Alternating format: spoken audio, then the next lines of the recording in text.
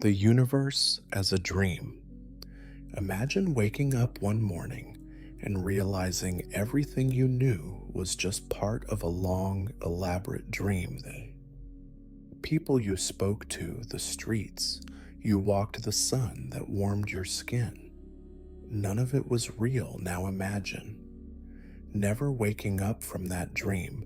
If consciousness is the only way we experience reality, how can we be sure that what we call the universe isn't just a dream itself? Everything we perceive is filtered through our senses. Light enters our eyes, sound vibrates in our ears, and electrical signals travel through our nervous system to our brain, which then interprets these signals as reality. I'd love to invite you to share in the comments where you're listening from and what time it is. It's incredible to think about how we're all connected through these stories and ideas. If you enjoy these thought-provoking explorations, consider subscribing to Tired Thinker so we can keep bringing you reflective narratives. Now settle in, get comfortable, and let your imagination drift as we delve into the mind-boggling paradoxes and mysteries. But these signals are only interpretations, not reality itself. When you dream at night, your brain constructs entire worlds from memories, emotions, and random thoughts. You can see, hear, feel, and even experience pain in dreams, even though none of it physically exists. If a dream can feel as real as waking life, what proof do we have that waking life is not just another, more persistent? Dream philosophers and scientists have wrestled with this question for centuries. Plato spoke of a world of forms and unseen reality beyond what we perceive. Descartes questioned everything except his own thinking, leading to his famous conclusion, "I think, therefore I am." More recently, physicists have suggested that reality itself might be more illusory than we think. Some theories suggest the universe behaves like a simulation governed by mathematical rules rather than physical icy objects. If space and time are just constructs, then our experience of reality might be no different from an elaborate illusion.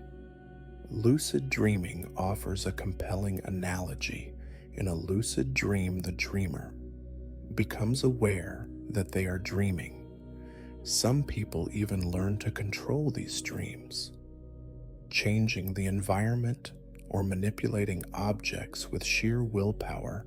In waking life, we feel bound by the laws of physics, but in a dream, the rules shift. Gravity might not apply, fly, or time might move differently. If the universe is a dream, we may simply be unaware of the fact, much like a dreamer who hasn't realized they're dreaming. Consider the way time moves in a dream. You can experience hours or even days in the span of a few minutes. Neuroscientists suggest that our perception of time is not fixed, but fluid, influenced by the way our brains process information. If time can stretch and contract in dreams, could our perception of time in waking life also be an illusion? If so, what does that say about the nature of reality? Quantum mechanics adds another layer to this mystery. At the smallest levels, reality behaves in strange ways. Particles exist in multiple states at once until they are observed, a phenomenon known as superposition. The very act of observing changes the outcome, as if reality needs a witness to solidify its form. If Reality only exists when it is observed. Does that mean it exists at all when no one is looking? A dream works the same way when you turn away the background shifts, and when you focus on something new, it forms as if it was always there. Some thinkers propose that consciousness itself is fundamental to reality. Instead of being a byproduct of the brain, it could be the foundation upon which the universe is built. In this view, the universe is not a collection of physical objects, but a vast field of consciousness dreaming itself into existence. Ancient traditions hint at this idea in Hindu philosophy. The concept of Maya describes the world as an illusion, and in Buddhist teachings, the self is seen as a fleeting construct. Rather than a fixed entity. Even in Western thought, the idea of the world being a dream appears in literature and poetry. Imagine for a moment that you wake up in a completely different existence with no memory of this one. Everything you once believed to be true vanishes. How would you know which reality is real? You wouldn't. This highlights a troubling but fascinating idea. If a dream can feel real, then real. Life may only feel real because we haven't woken up from it. Some people report experiencing moments of unreality, where they briefly feel as if the world around them is artificial, like a scene in a play or a set in a movie. This sensation, known as derealization, can be unsettling. It suggests that even in waking life, the feeling of reality is not constant. If reality were truly solid, why would it sometimes waver? There's also the question of memory. In a dream, you often accept impossible situations without question because your mind fills in the gaps. You might find yourself in a place you've never seen before, yet you know exactly where you are. You might meet a stranger and feel as if you've known them forever. If our waking memories operate in a similar way, what does that say about the stability of reality? How much of what we remember is real, and how much is just a story our brain constructs to make sense of our experience? If the universe is a dream, then who is the dreamer? Some would say it's you. Others might suggest it is something larger, a collective consciousness, or an unknown entity beyond our comprehension. If everything we know is a dream, then waking up might mean something entirely different than what we expect. But how do we wake up, and would we even want to? The unsettling part of this idea is that it calls into question everything we take for granted. The comforting part is that it means reality may be far more flexible than we believe. If existence is a dream, then perhaps we have more influence over it than we realize. Maybe we are not just passive observers, but active participants shaping the dream as we go. In the end, whether the universe is a dream or not may not change the way we live our daily lives. We still wake up, go to work, talk to friends, and experience joy and pain, but the possibility that reality is not as rigid as we assume invites us to question more, to see the world with fresh eyes, and to embrace the unknown. If nothing else, it makes the ordinary feel extraordinary, and that in itself is worth pondering. Life unfolds in pieces some. Life as a puzzle. Pieces fit perfectly. Others seem like they belong to a different puzzle altogether.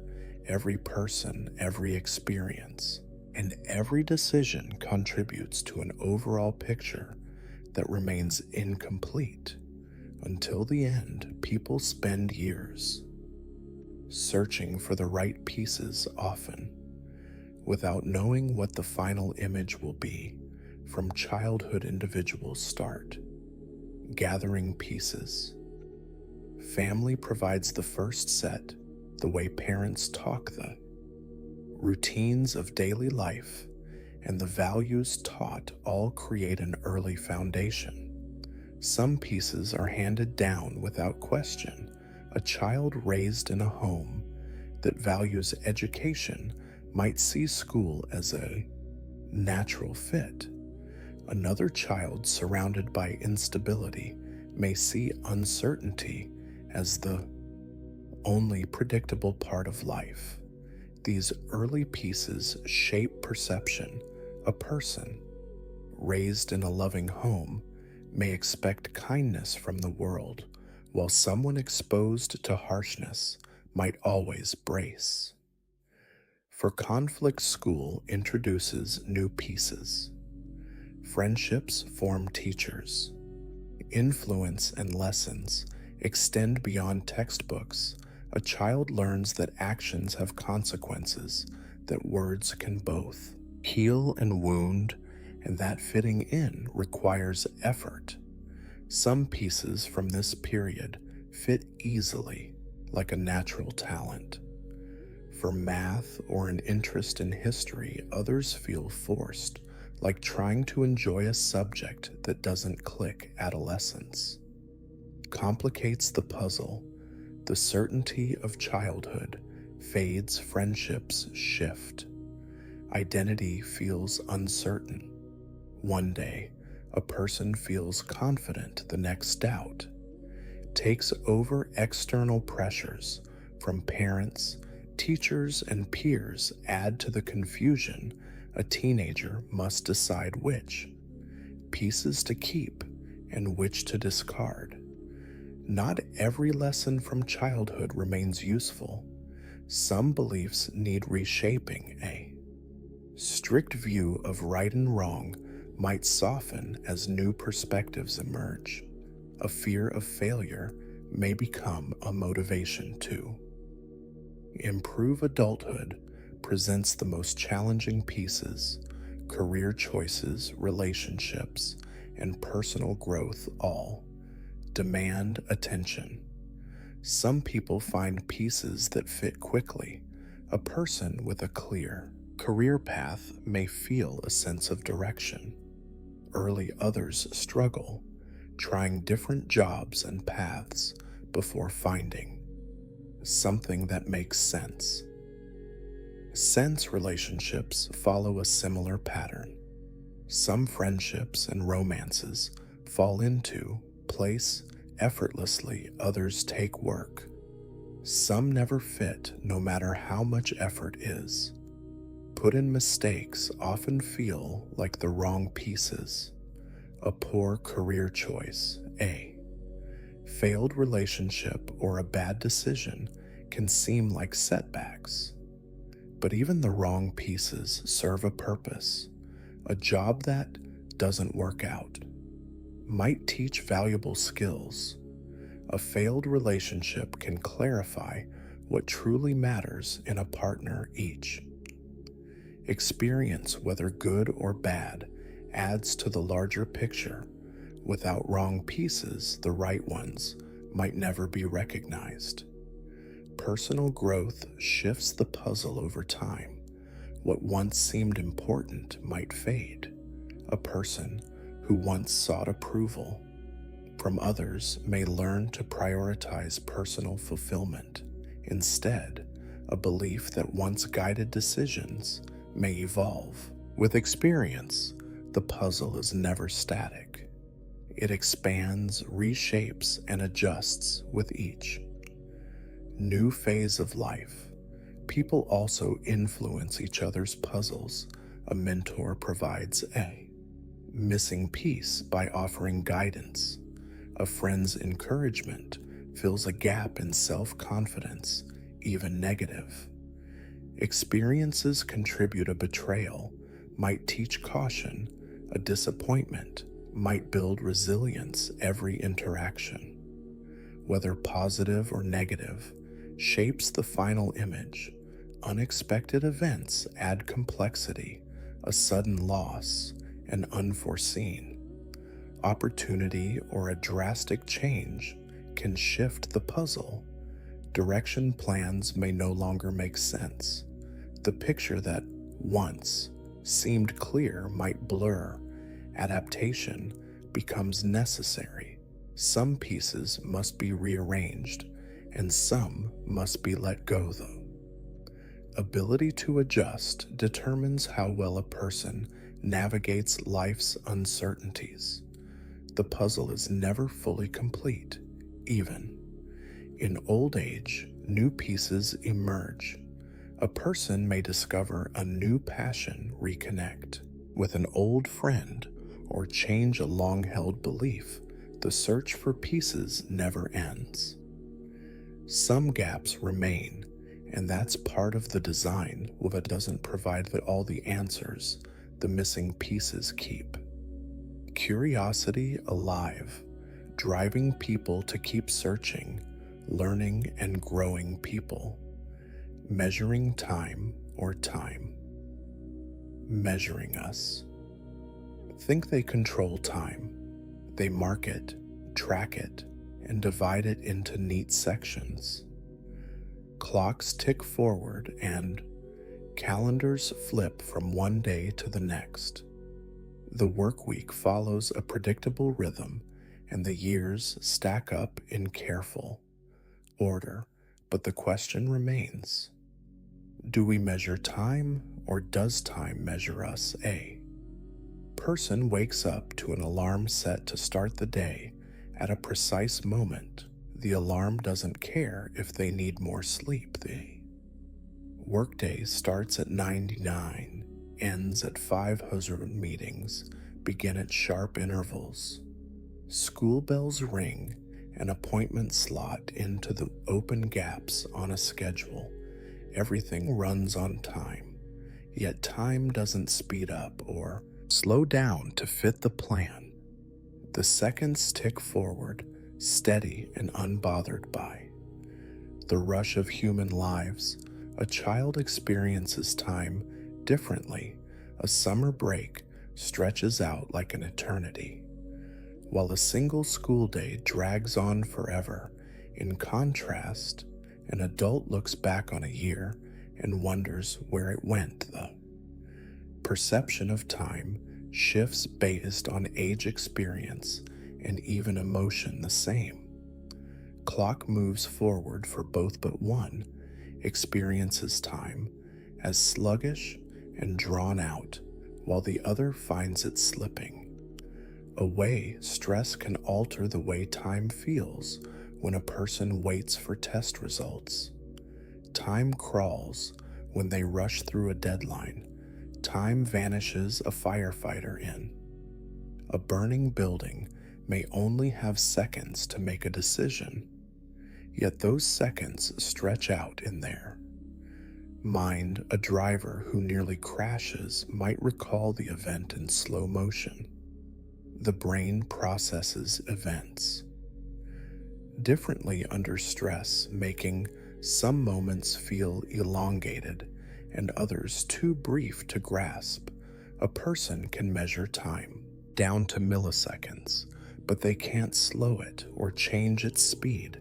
Athletes rely on timers to capture the smallest differences between winning and losing. A runner crosses the finish line a fraction of a second before another, and that difference is recorded. Yet, to the athletes, the race may have felt both incredibly fast and painfully slow at the same time.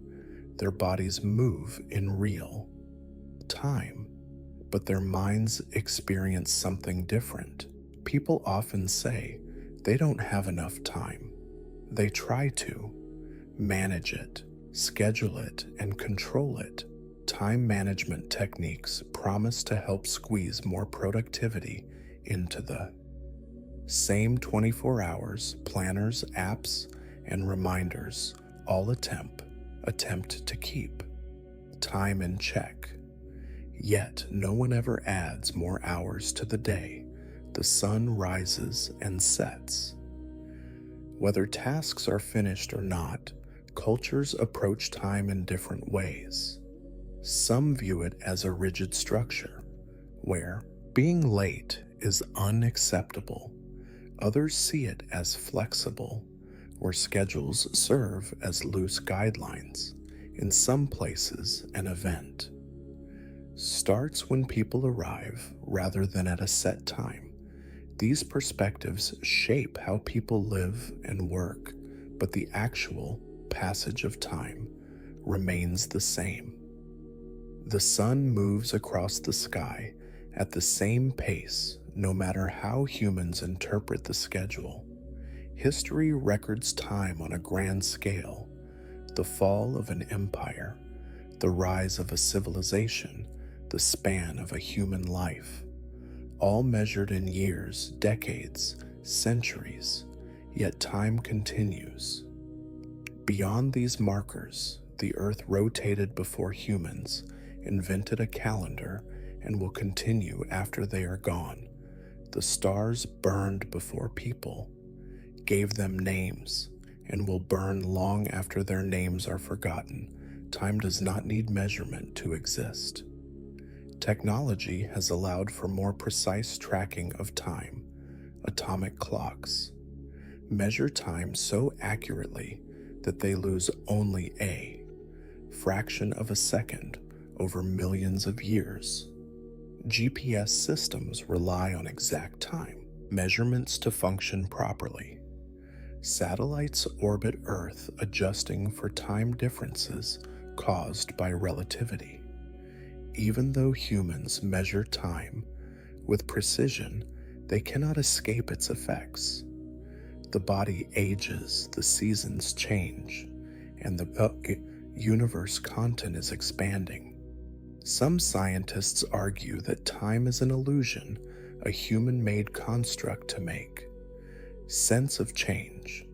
They suggest that everything exists at once, and that time is simply a way to perceive motion.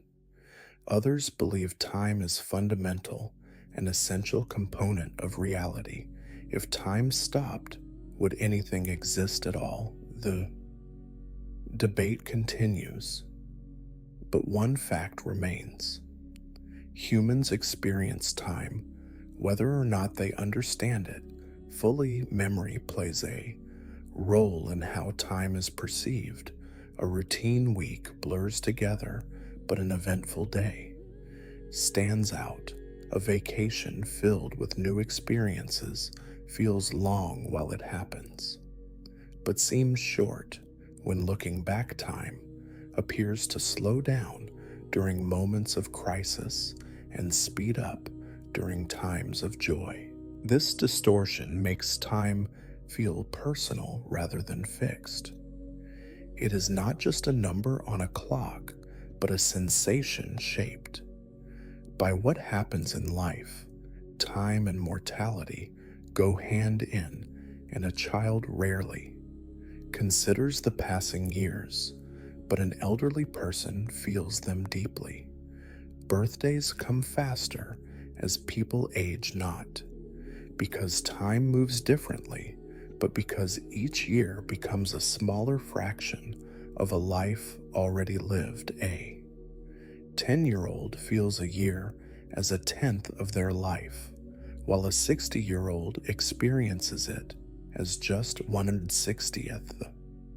Measurement does not change, but the experience of it does. The idea of time travel fascinates people. Stories explore the possibility of moving forward or backward in time, changing events, or witnessing history firsthand. Science suggests that time travel to the future is theoretically possible through extreme speeds or gravitational forces. But traveling to the past remains uncertain. Even if time travel were possible, would it change the past or create a new timeline? Would a traveler find themselves outside of time's grasp? Or would they still be bound by its rules, philosophers and scientists alike? Ponder time's nature, some believe in. Determinism, where every event is set in motion by the past making free will, an illusion others argue that time is. Open-ended, shaped by choices and possibilities, if time is predetermined, then every moment unfolds exactly as it must. If it is not, then the future remains unwritten. Both views lead to deep questions about existence and purpose. Time also influences relationships. People feel the weight of time in long-distance friendships lost, connections and aging loved ones. A conversation with a grandparent might feel routine until time makes it impossible. A childhood friend may seem frozen in the past until a reunion reveals how much they have changed. Time separates people, but it also connects them. Memories allow the past to exist in the present, even as time moves forward. In the end, time moves with or without human measurement. It does not care about schedules, deadlines, or birthdays. It does not wait for anyone to be ready. People carve their lives into hours, minutes, and seconds, but time itself remains indifferent. They measure time, but time also measures them through their actions, experiences, and the inevitable passage of their lives. Every atom in the human body has an origin long before it became part of a cell. It stardust and self-discovery. Was something else the oxygen in your lungs, the carbon in your muscles, the calcium in your bones? Each element was forged in the intense heat of a star. Stars burn for millions or billions of years. When they die, some explode in a supernova, scattering their elements across the universe. Those elements form new stars, planets, and eventually life. This means every person is made of stardust, a physical connection between human life and the cosmos. People tend to think of themselves as separate from nature, cities. Technology and human progress seem to push further away from the raw materials of the earth, but no matter how much the world changes, the body remains a collection of ancient atoms, each one passing through time and space before finding its way into human form. This idea challenges the way people define identity. A person is not just their thoughts, memories, or experiences. They are also matter built from the remnants of something much older than humanity itself. Understanding this origin changes the way people see themselves. The body is not something static. It is always in motion, always changing. Cells regenerate. Constantly old ones die, and new ones take their place. Some parts of the body replace themselves faster than others. The skin, for example, renews itself every few weeks. Other cells last longer. The bones, while appearing solid, undergo a slow transformation as old material breaks down and new material takes its place. Even the brain, the seat of Consciousness reshapes itself in response to learning and experience. This means that no person remains physically the same for very long. If every part of the body is temporary, what does that say about identity? People often define themselves based on past experiences, personal choices, or relationships, but beneath all of that, the body itself is. Shifting the molecules making up a person today will not be the same molecules that make them. Up in the future, despite that, a sense of self remains. A person remembers their childhood, even though none of the cells from that time remain. This atoms change, but the continuity of experience stays intact. This paradox raises questions about permanence and change. If a person is made of stardust, and that stardust is always moving, what keeps a person the same? The mind plays a key role. While the body replaces its parts, the brain forms pathways that preserve memory and behavior. These pathways are shaped by experience, but they are also influenced by the physical structure of the brain, the neurons, the chemical signals, the electrical impulses. These elements work together to create continuity, but even the brain is not fixed. It adapts, rewires itself, and grows in response to new situations. Identity, then, is not just something a person has. It is something a person builds over time. People often struggle with change. Losing something familiar can feel like losing a part of oneself, but when viewed through the lens of stardust, change becomes a natural process. The body has never been static. It is always shifting, always responding to its environment. This applies not just to biology, but to personal growth as well. People evolve through their choices just as their cells regenerate. Some changes are small, barely noticeable. Others are drastic, reshaping a person's life in unexpected ways. But all of it is part of the same cycle: the movement of atoms, the reorganization of matter, the continuous renewal of self, the connection between humans and the universe extends beyond the body. The earth itself, formed from the remnants of older stars, every rock, ocean, and mountain shares the same cosmic origin. As the human body, the air people breathe was once part of something else. The water in the oceans has cycled through countless forms: rain, rivers, glaciers, living beings. This means that nothing truly exists in isolation.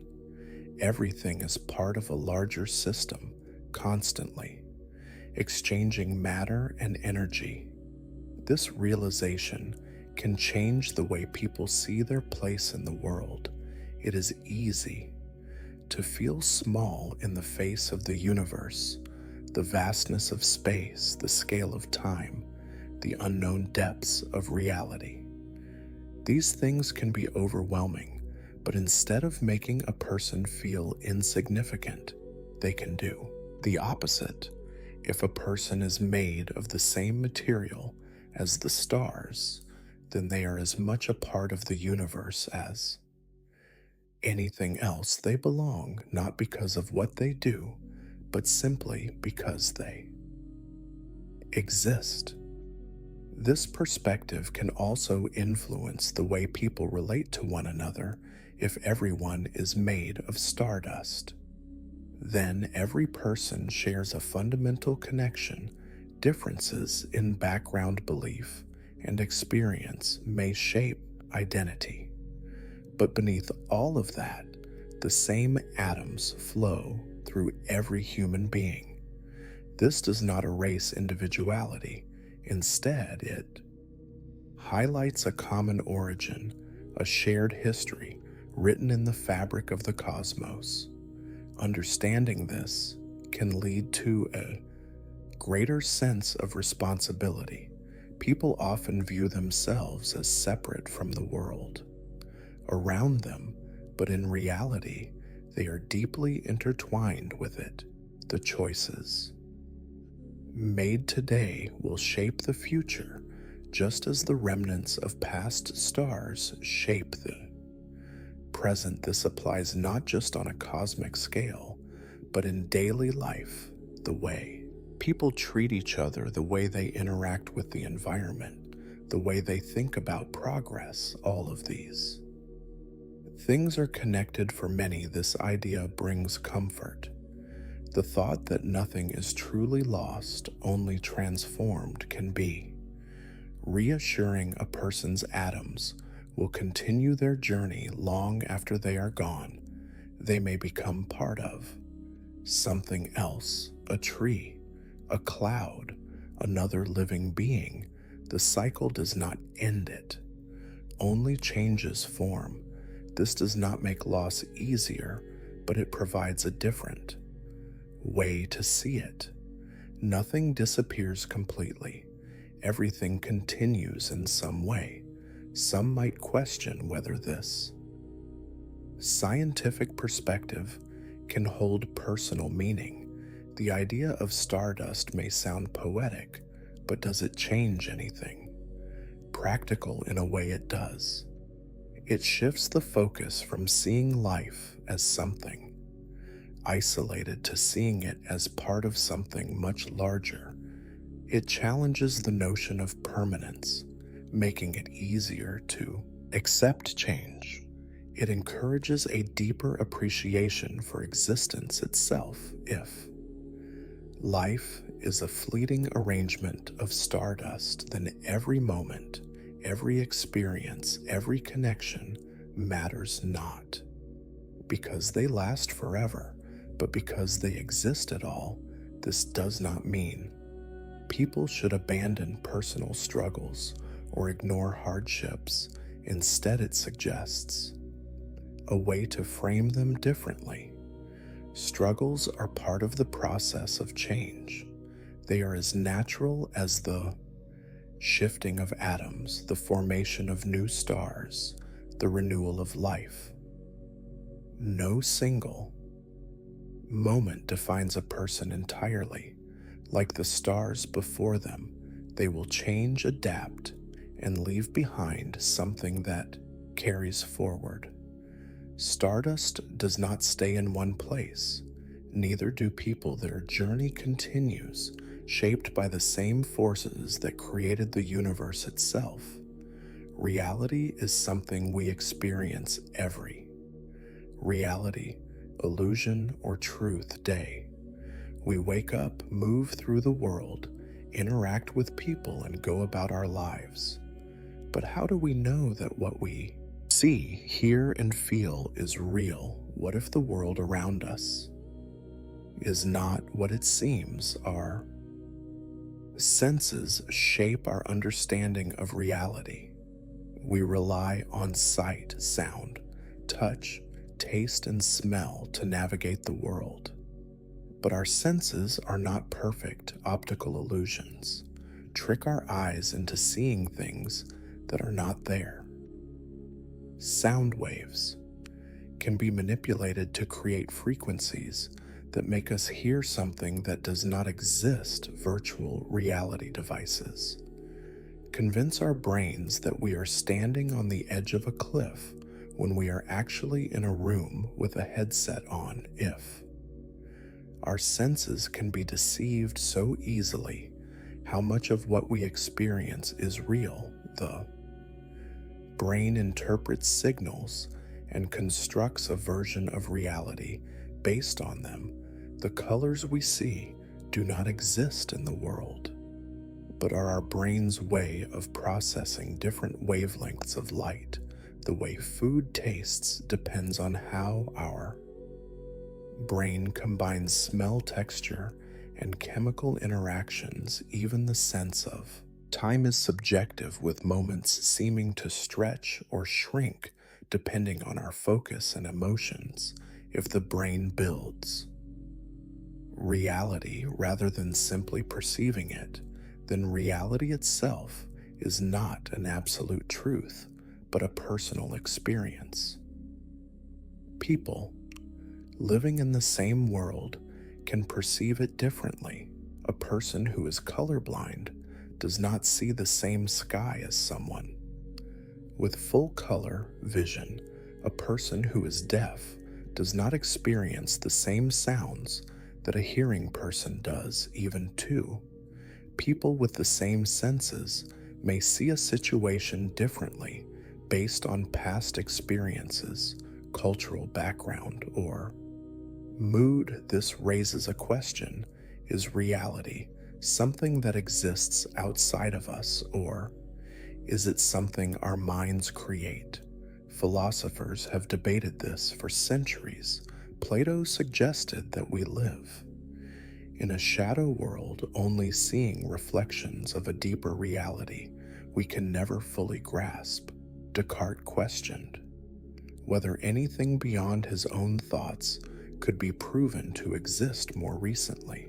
Scientists have explored how the brain constructs reality, showing that perception is shaped by expectations, memory, and cognitive biases.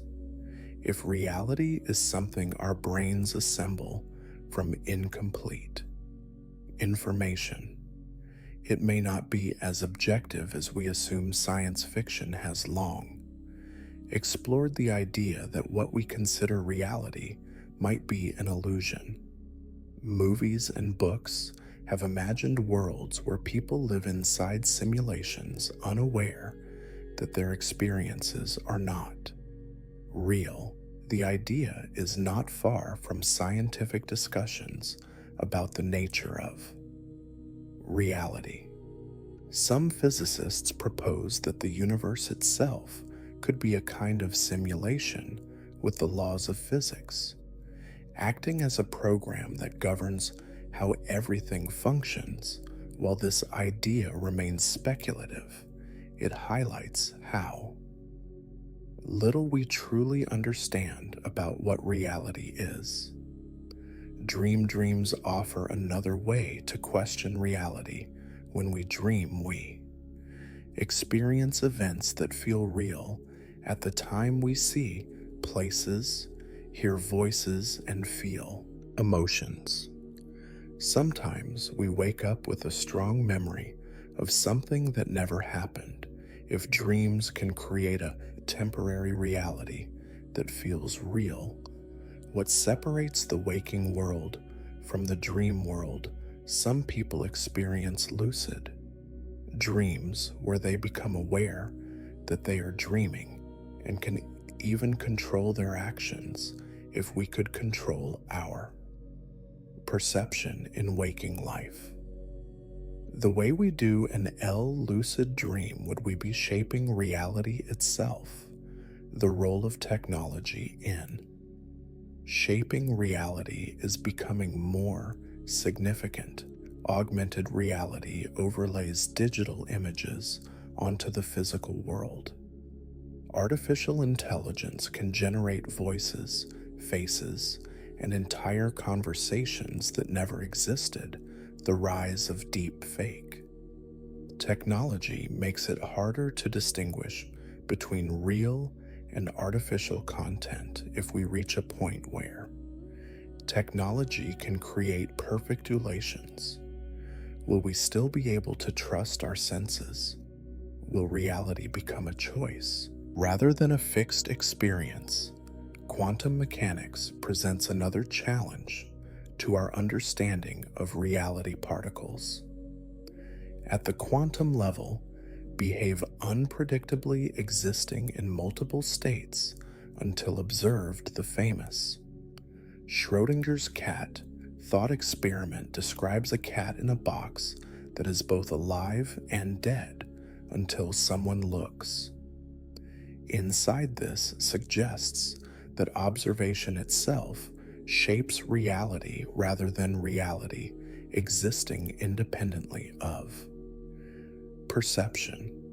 If this applies beyond the quantum scale, then the idea of a solid, unchanging world may be an illusion. Different cultures have different views on reality. Many Eastern philosophies see reality as something fluid rather than fixed. In Buddhism, reality is considered an illusion shaped by human desires and attachments. Hinduism describes a concept called Maya, in which the physical world is seen as a veil hiding a deeper truth. Indigenous cultures often view reality as interconnected, where the separation between the physical and spiritual is not as rigid as in Western thought. If reality is perceived differently across cultures, does that mean there is no single reality? Only perspectives, psychological conditions can alter reality in dramatic ways. Hallucinations can make people see or hear things that are not there.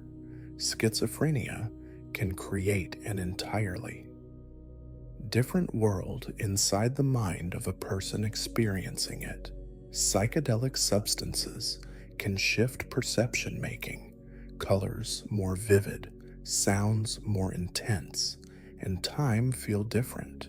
People who experience near-death experiences often report sensations that feel more real than ordinary life. If different brain states can produce different versions of reality, how do we define what is truly real? Memory is another unreliable factor.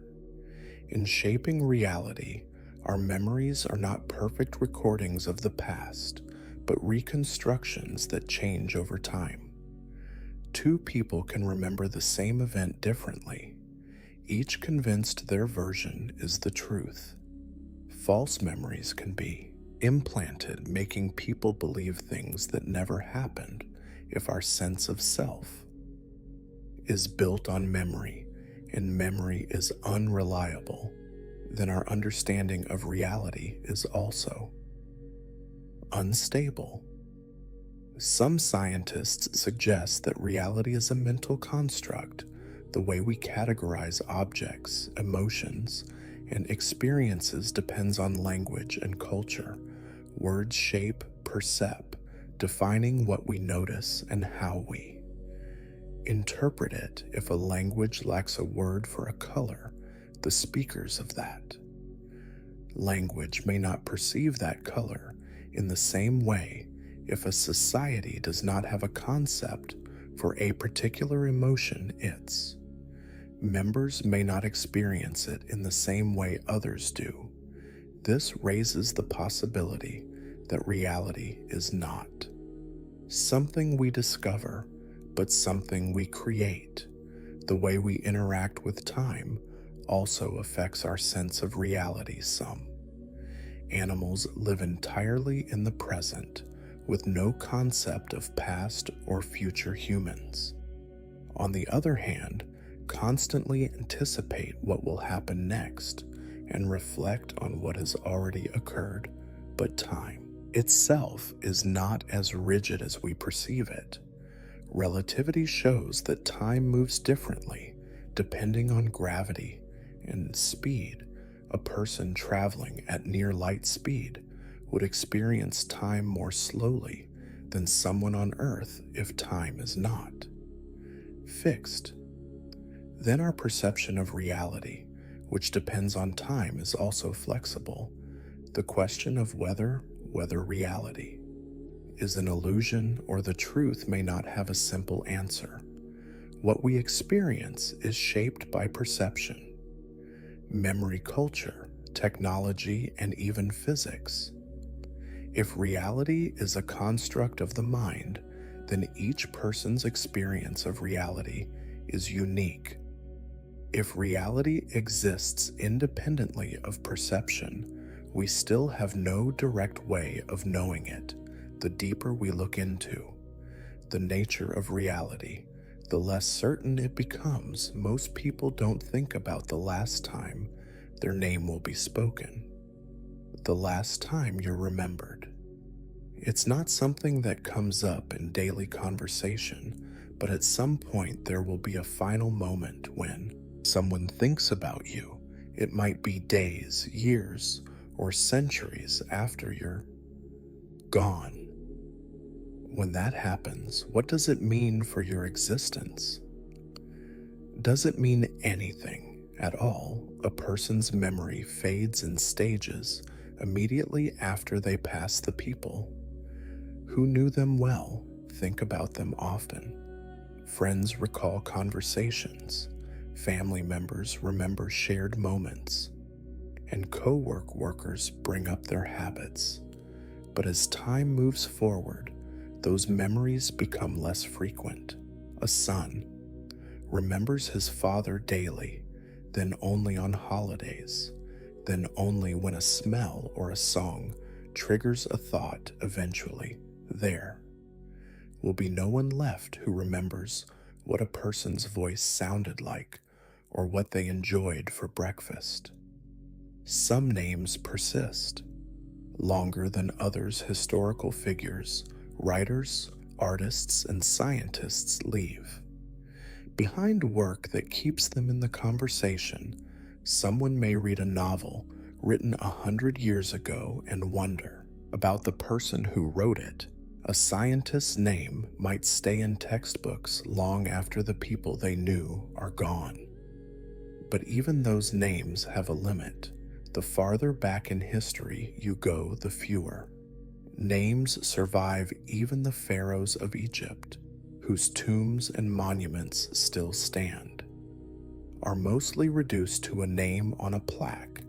The details of who they were, as people are long lost. Consider the case of an ordinary person, someone who lived quiet life, loved their family, worked an honest job, and passed away after a long life.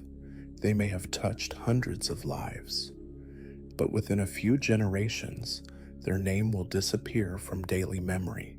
Their great-grandchildren may hear stories, but by the time those great-grandchildren have children of their own, the details fade.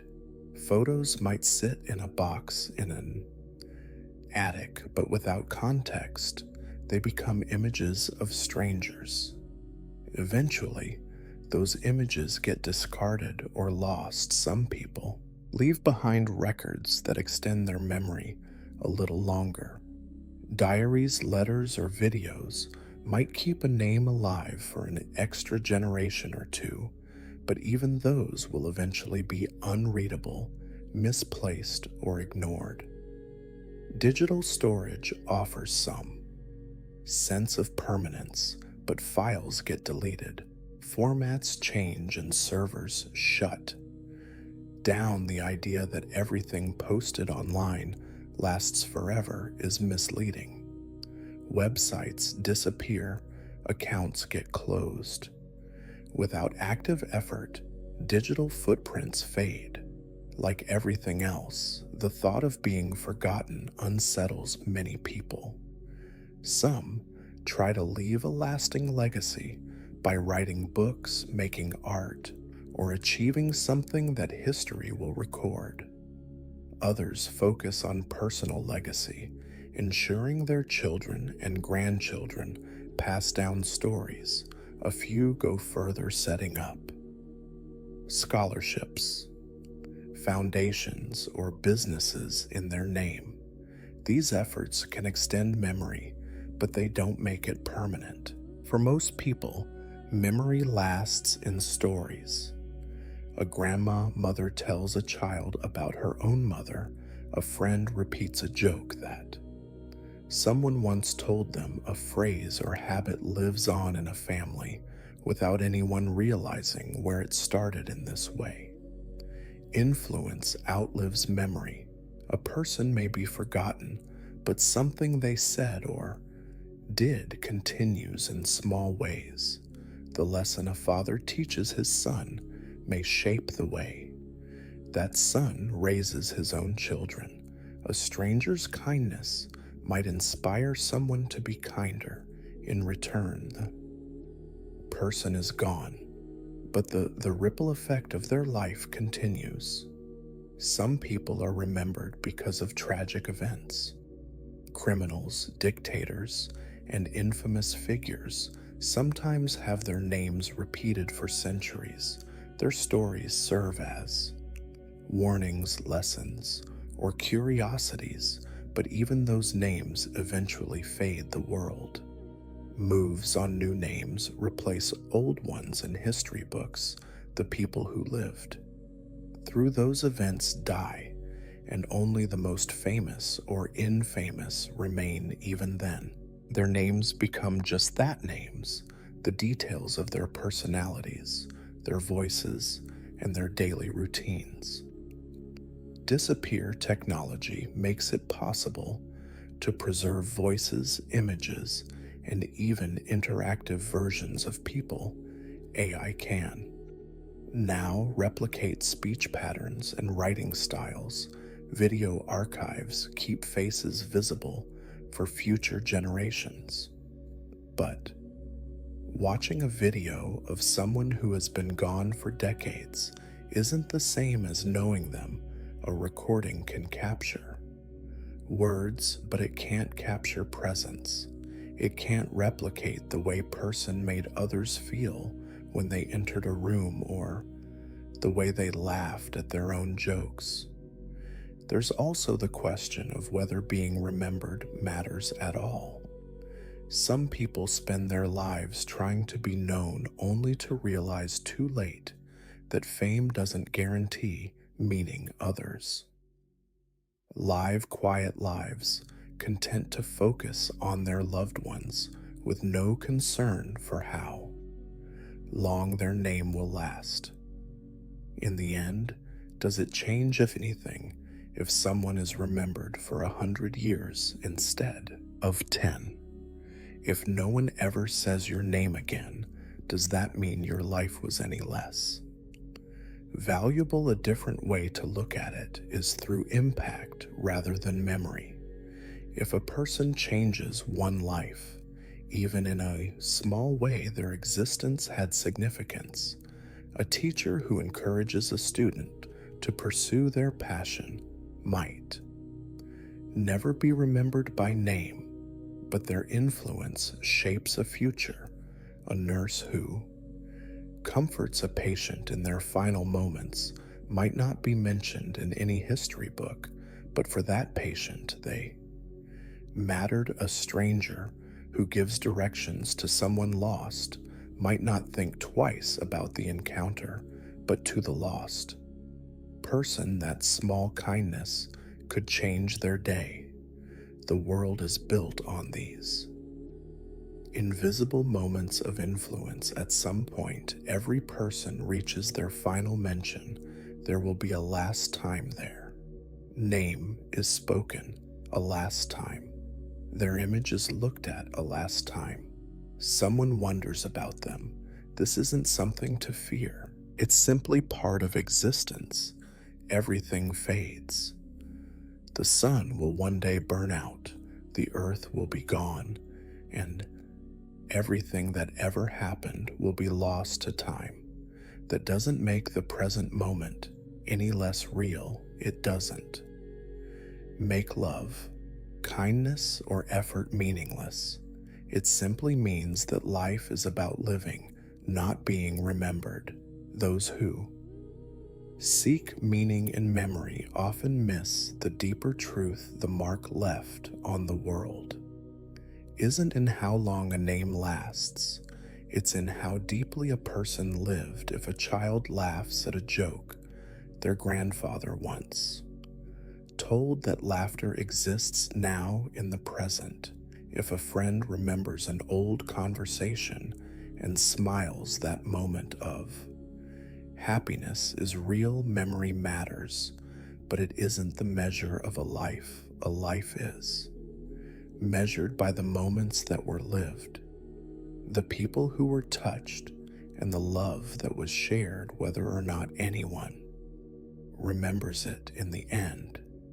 People wake up in the morning, stretch, and shake off sleep as if it were something separate. Are we dreaming now from the real world? But dreams feel real when you're in them.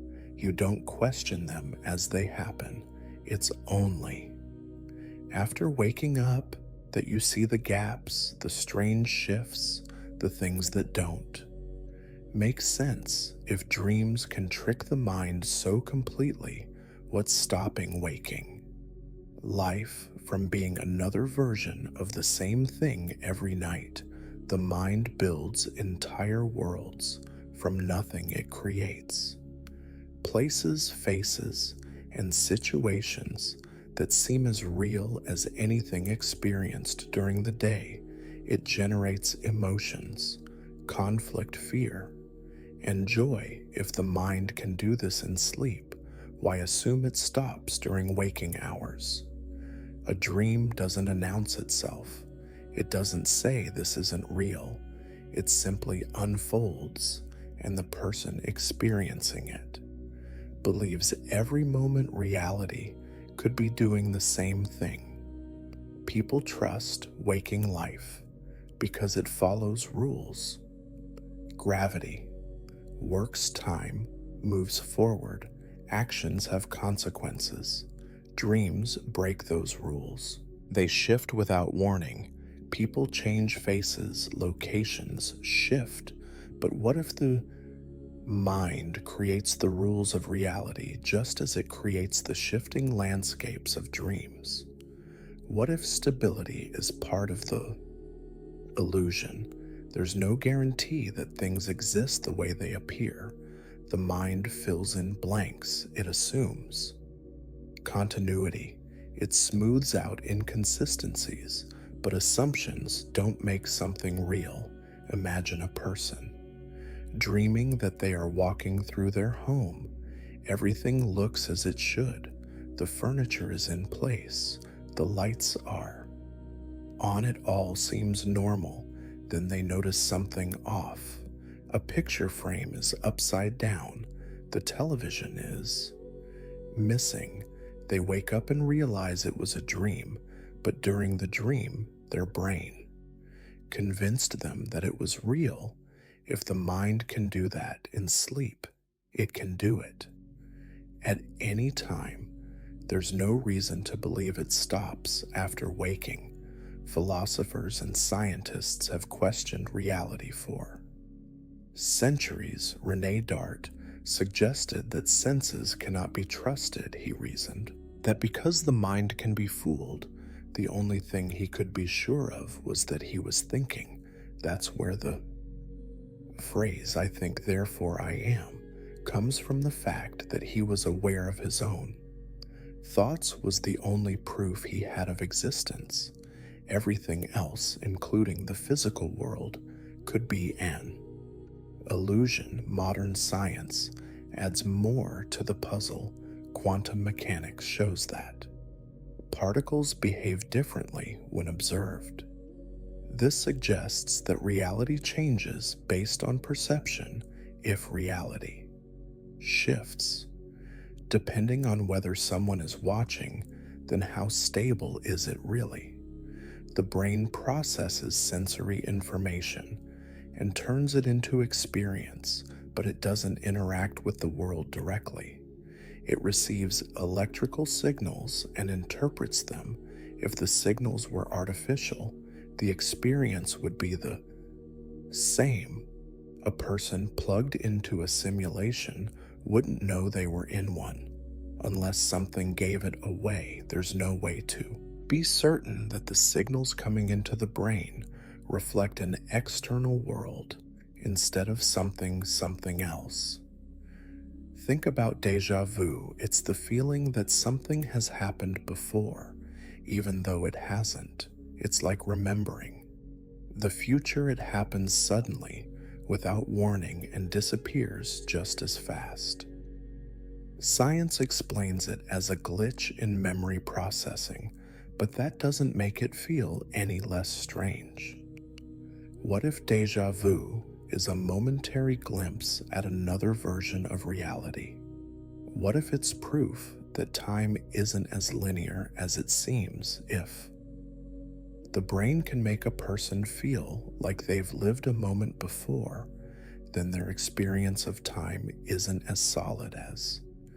They believe lucid dreaming adds another layer to this. In a lucid dream, the dreamer realizes they are dreaming and sometimes takes control. They can choose where to go, what to do, and even manipulate the world around them. But before that realization, the dream feels real. If waking life is also a kind of dream, what happens if someone becomes lucid? What if realization leads to two? Control, if a person can alter their dream world by recognizing it as a dream. Could they alter reality the same way some people claim to experience moments of clarity where everything feels unreal, like a dream that could fade at any second? This is known as derealization. It's a strange feeling. The world looks normal, but it doesn't feel right. It's as if something fundamental is missing, something just beyond reach. Some describe it as standing on the edge of waking up, but never quite getting there.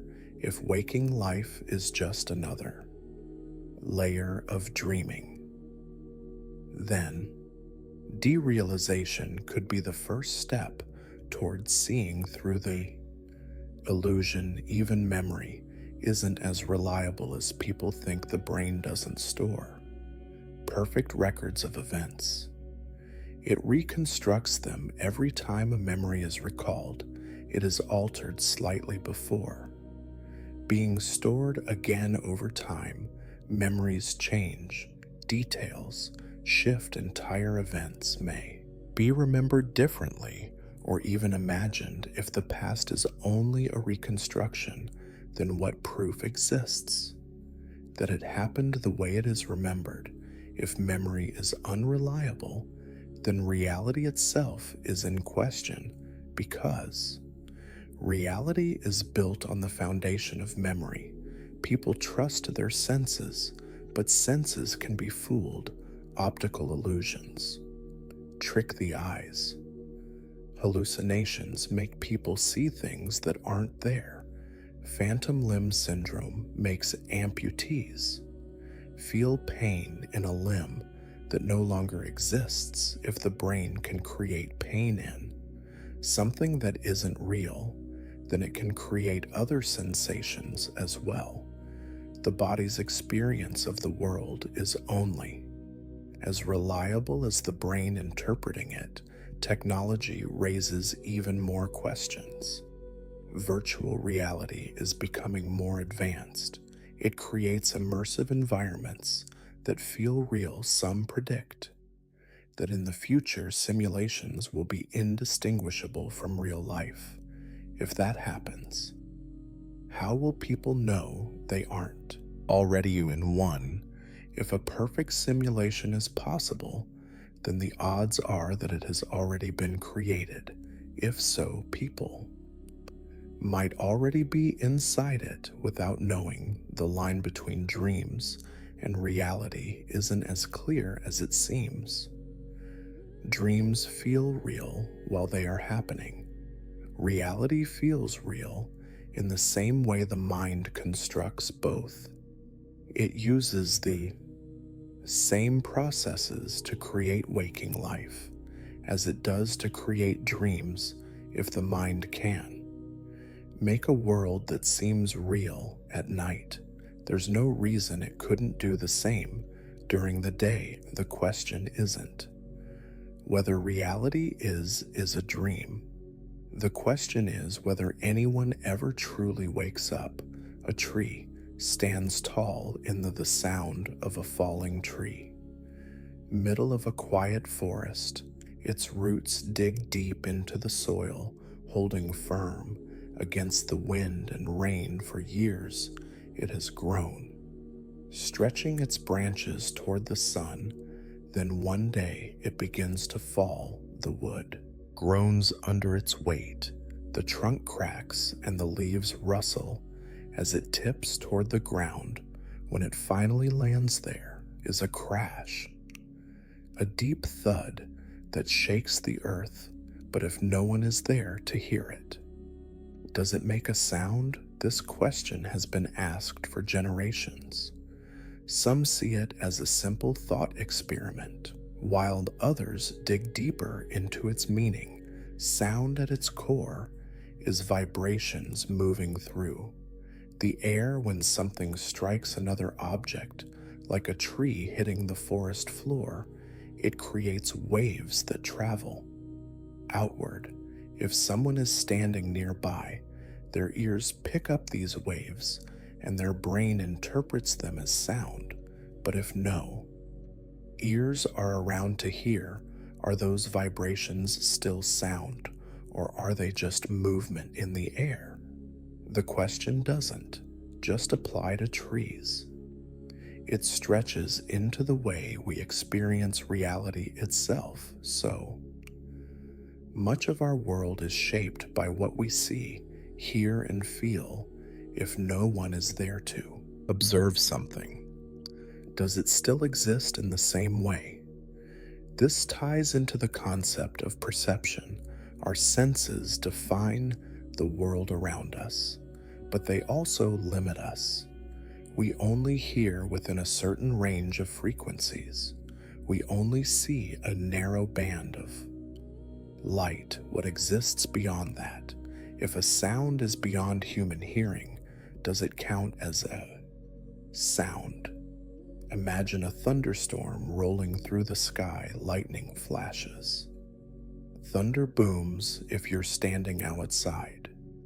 You hear the deep rumble, feel it shake the ground beneath you, but a dog standing next to you hears more than that. It picks up higher frequencies that you can't detect. A bat flying nearby perceives an entirely different world of sound.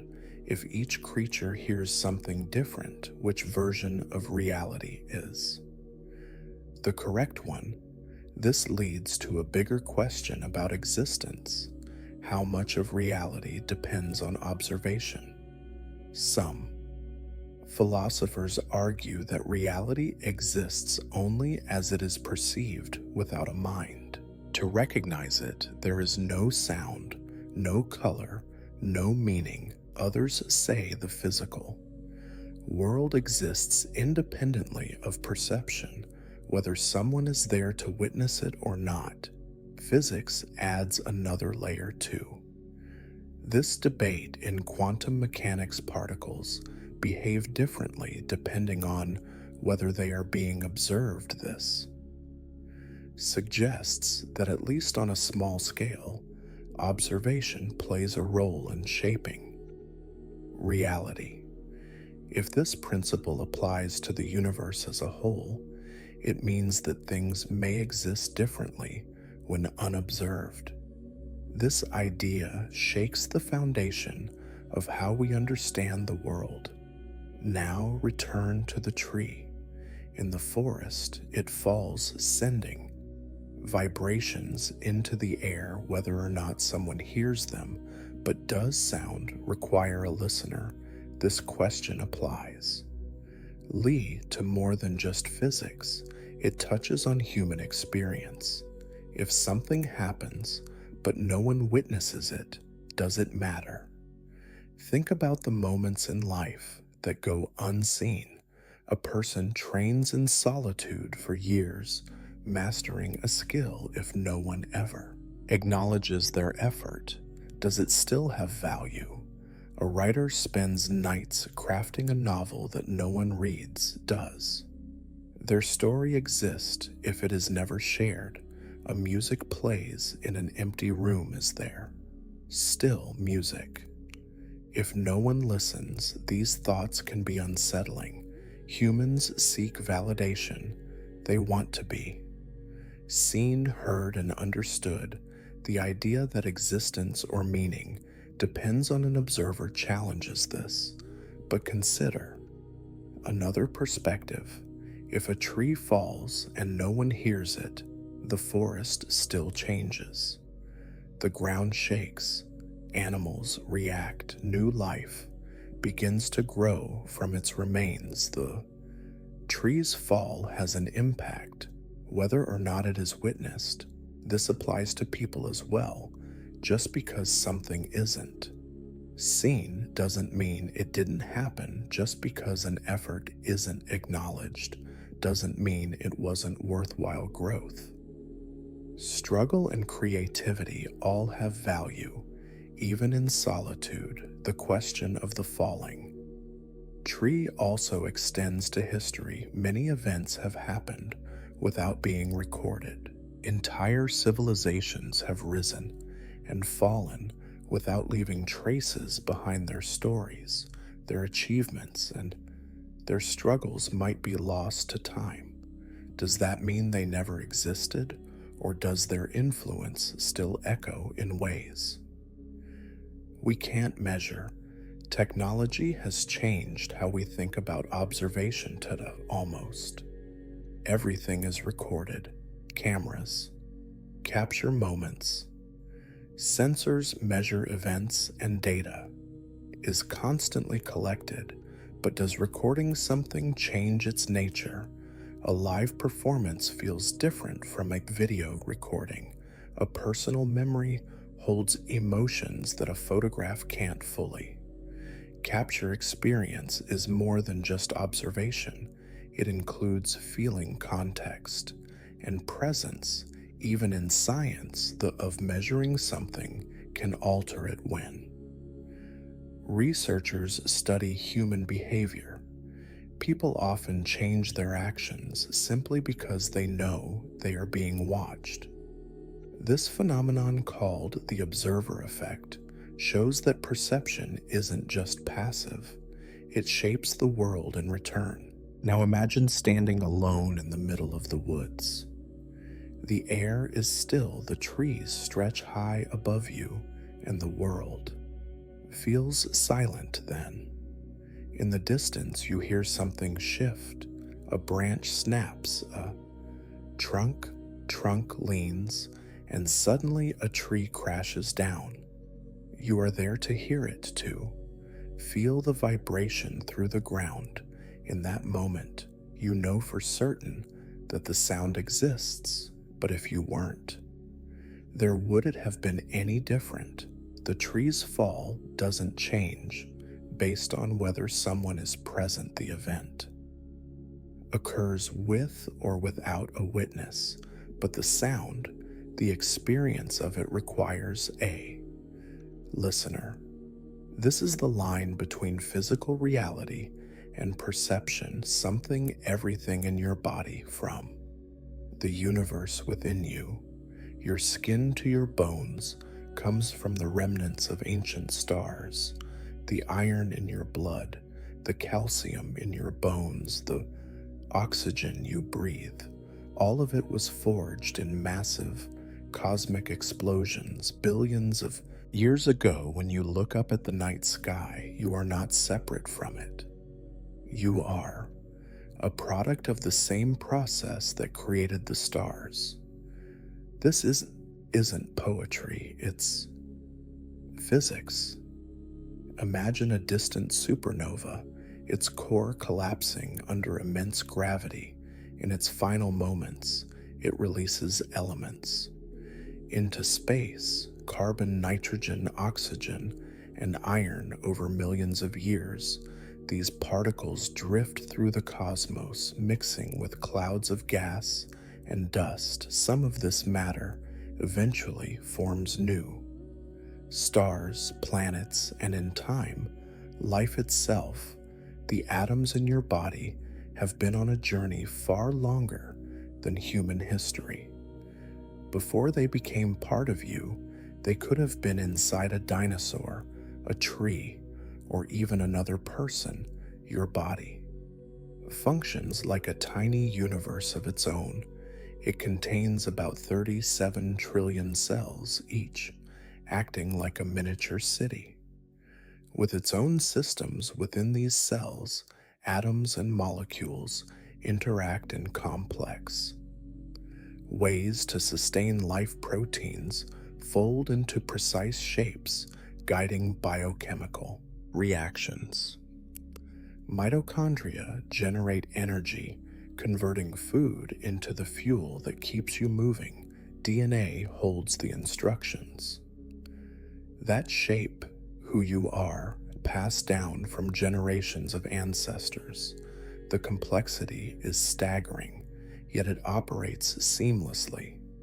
Without conscious effort, zoom in even further, and you reach the subatomic level, the particles that make up your body. Protons, neutrons, and electrons are not solid objects. They exist in states of probability, appearing and disappearing in a quantum dance that defies intuition.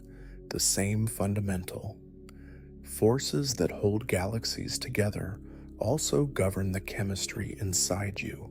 Electromagnetism drives nerve signals. Nuclear forces stabilize the atoms in your cells. Gravity keeps your feet on the ground while shaping the motion of entire star systems. You are not separate from these forces, you are an expression of them. Now think about time. Every second that passes, your body is changing. Cells die and regenerate, skin sheds and replaces itself. The food you eat is broken down and reassembled into new cells every 7 to 10 years. Nearly every atom in your body has been replaced. The body you have now is not the same body you had a decade ago, yet your sense of self remains. If your physical form is constantly shifting, then what defines you is it. Your memories, your consciousness, or something deeper. Consider the connection between your body and the environment. The air you breathe has been inhaled by countless other living beings throughout history. The water in your body has traveled through rivers, clouds, and oceans for millions of years. The food you eat comes from plants and animals that absorbed energy from the sun. Every action you take, every breath, every step links you to the wider world. You are not just living in the universe is living through you. Take a step further. Your thoughts, emotions, and experiences are shaped by electrical impulses in your brain. These impulses operate based on chemical interactions, which in turn rely on atomic and subatomic forces. In a way, the universe is not just inside your body, it is inside your mind. When you imagine, dream, or create, you are using the same particles' energies that once formed stars and planets. Consciousness itself remains one of the great mysteries of science. Some theories suggest it arises from the complex interactions of neurons, while others propose deeper connections to the fundamental nature of reality. Even your perception of time is a construct. You experience the present moment, but the past exists only in memory, and the future is just a possibility. Light takes time to travel. So when you see the sun, you are seeing it as it was 8 minutes ago. When you look at distant stars, you are looking back in time by thousands or even millions of years. If a being on another planet were observing Earth from 100 light years away, they would see events from a century ago as if they were happening. Now, time is not a fixed sequence. It is woven into the very fabric of the universe. Think about the idea of individuality. You think of yourself as separate from the world around you, but your body is constantly exchanging matter with the environment every breath you take brings. In oxygen that becomes part of your cells every meal you eat incorporates. Nutrients that build your tissues every interaction you have with another person shapes your thoughts and emotions. The boundary between you and not you is not as clear as it seems. In a sense, you are a temporary gathering of matter and energy constantly in motion. There is also the question of scale at one level. You are a human being moving through daily life. Zoom out and you are part of a society, a species, a planet. Zoom out further, and Earth is just a small rock orbiting an average star in the vastness of the Milky Way. But zoom in, and you are made of cells, molecules, and atoms, each operating on their own tiny scale, the same universe that stretches across billions of light years. Also exists within you at microscopic levels. Even the way you think about existence is shaped by the universe. Your brain evolved to recognize patterns, solve problems, and navigate the world. The way you perceive color, sound, and space is a result of how your senses have adapted over time. Yet there are things you cannot see or hear, frequencies beyond human perception, dimensions beyond human. Understanding what you experience as reality is only a fraction of what exists, the interconnectedness of. Everything means that nothing truly exists in isolation, a star that exploded billions of years ago contributed to the formation of Earth. The elements in your body once belonged to other forms of life. The words you speak today may ripple through the world in ways you cannot predict when you think about who you are. Remember that you are not just a single being moving through time. You are part of a vast, ancient, and ever-changing cosmos. Your body, your mind, and the universe are not separate things. They are different expressions of the same fundament, our reality. When you look up at the stars, you are looking at a reflection of yourself scattered across space and time. The universe is not just around you, it is within you. Deja vu is. Deja vu and parallel realities. The strange sensation that you have already experienced something before. It can happen anywhere, walking into a new cafe, having a conversation with a friend, or even hearing a song for the first time. The feeling lasts for just a few seconds, but it's unsettling. Your mind tells you that this moment has happened before, even when you know it. Hasn't scientists, philosophers, and writers have all tried to explain why it happens? Some theories suggest it's a glitch in the way our brains process memories.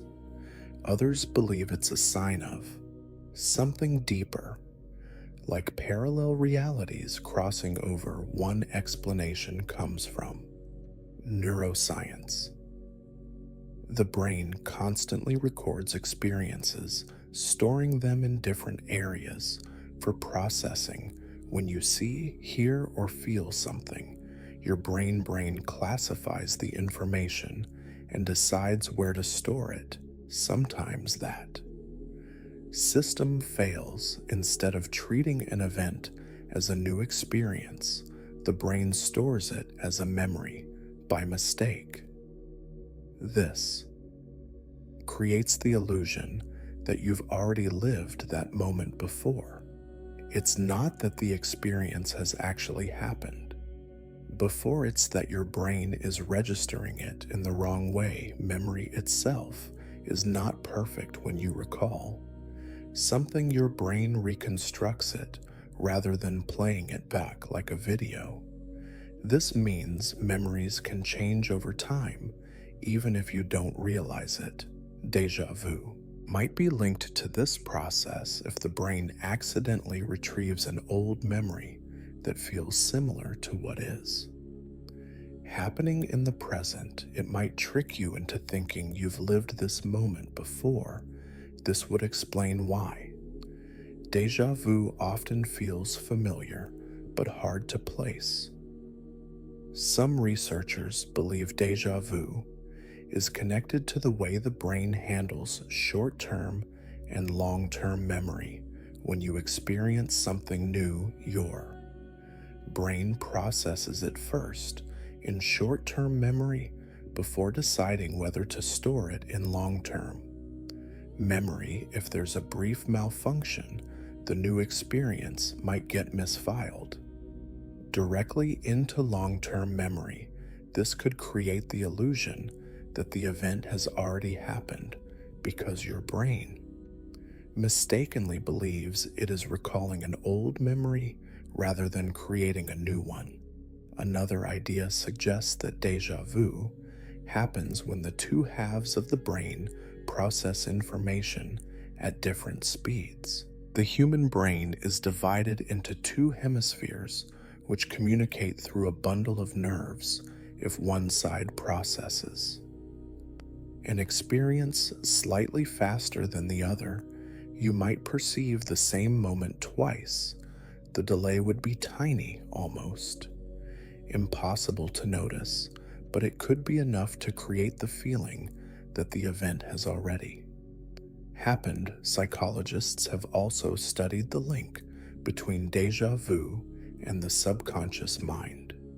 Sometimes you pick up on details without realizing it.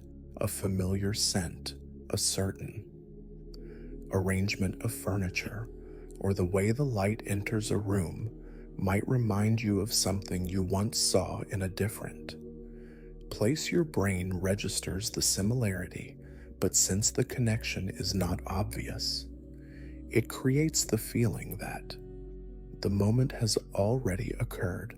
This type of pattern recognition happens all the time, but deja vu might be an example of it working in a way we don't fully understand. There's also the idea that deja vu could be linked to dreams. Many people experienced deja vu and later remember that they saw something similar in a dream.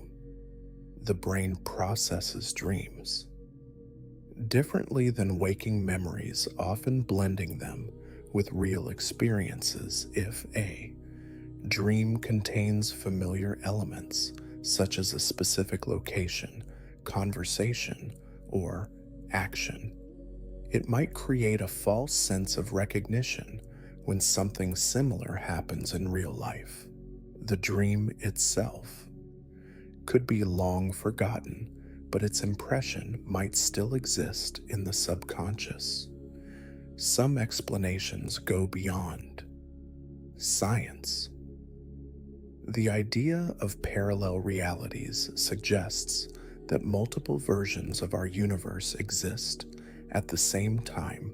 If these realities are slightly different but follow similar paths, then it's possible that versions of you in other dimensions are experiencing similar moments. When deja vu occurs, it could be a brief overlap between those realities. For a split second, you might be sensing an experience that has already happened to another version of yourself. This idea is impossible to prove, but it fascinates people because it suggests that reality is more complex than we assume. The concept of multiple realities comes from quantum mechanics. Some interpretations of quantum physics suggest that every decision creates a branching universe. If that's true, then there could be countless versions of you, all living slightly different lives in one reality. You might have chosen a different career, moved to another city, or never met certain people. Deja vu might be a moment where the boundary between those realities becomes thin. The sensation of familiarity could be a glimpse into a life you are not consciously aware of. This idea is often linked to the many worlds interpretation of quantum mechanics. According to this theory, every possible outcome of a situation actually happens, but in separate realities. If Deja vu is connected to this, then it might be more than just a trick of memory. It could be a sign that we are connected to alternate versions of ourselves in ways we don't understand. There's also a theory that deja vu could be evidence of time loops or distortions. If time is not as linear as we perceive it, then some moments might repeat or fold over themselves. This would mean that deja vu is not just a memory error, but an actual experience repeating in some way. While this idea is more speculative, it aligns with certain theories in physics that suggest time might not work the way we assume some. People believe deja vu is a sign of past lives. This idea suggests that certain moments feel familiar because they echo experiences from another lifetime. While this theory is more spiritual than scientific, it has been part of human belief systems for centuries. People who believe in reincarnation often see deja vu as evidence that memories from past lives can surface in the present. Whether or not this is true, it reflects the human tendency to look for meaning in mysterious experiences. Others see deja vu as a message from the subconscious. If the brain is constantly processing information that we are not aware of, then deja vu might be a way for it to send a signal. This could mean that deja vu is a moment where the conscious and subconscious mind briefly align. It might not be about past lives or parallel realities, but rather an indication that the brain is recognizing something important, even if we don't know why. Regardless of the explanation, deja vu remains a mystery. The experience is common, yet science has not fully explained why it happens, whether it's a glitch in memory, a glimpse of an alternate reality, or something else entirely. It reminds us that the human mind is complex. The feeling is fleeting, but the questions it raises linger. Your last words to someone. Imagine you're in a conversation with someone important to you. Maybe it's a family member, it's a close friend, or even someone you haven't spoken to in years. You don't know it at the time, but it will be the last thing you ever say to them. You won't get another chance. No follow-up text, no second meeting, no way to undo whatever words you chose in that moment. That last exchange, no matter how small, will be what lingers. A lot of people don't think about this until it's too late. They assume there will always be time to explain, to apologize, to reconnect, or to fix what was left broken. But time doesn't work that way. One day, someone walks out of the room, and that's the last time you see them. One day, you hang up the phone, and the next time it rings, it's someone telling you they're gone. Sometimes, those final words are warm and meaningful. I love you, take care of. Yourself, I'm proud of you. They leave a sense of peace, a moment that softens the weight of grief. Other times, they are sharp, thoughtless, or ordinary, your being. Ridiculous, I don't have time for this. See you later, when later never comes. Those words sit in the air unfinished and heavy. A man once spoke about the last conversation he had with his father. They had argued over something small. He left angry. His father died of a heart attack that night. For years, all he could hear in his mind was the sound of his own voice saying something he didn't even mean. He would have given anything to go back and say something different, but time doesn't grant favors like that. Then there are the moments when you don't even realize the weight of what you're saying. A mother drops her child off at school with a quick "be good." A friend ends a text conversation with "I'll catch you later." Someone leaves for work after a simple "see you tonight," but none of them know they won't get the chance. The everyday goodbyes we say without thinking could become the last things someone remembers. Not every parting moment comes with a warning. Sometimes you know someone is nearing the end when people sit beside a hospital bed or stand by a loved one's side. In hospice care, they know the words they choose matter. They pick them carefully. They hold a hand and say, "What needs to be said? I forgive you. You meant everything to me. I'll miss you, but I'll be okay."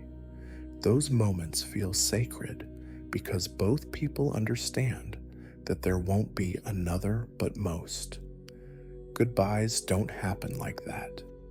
Most unexpected, a simple exchange before someone walks out the door, a conversation that doesn't feel important at the time, words that are meant to be temporary but end up lasting forever. There was a woman who always ended phone calls with her mother by saying, "I love you." She never thought much about it. It was just a habit.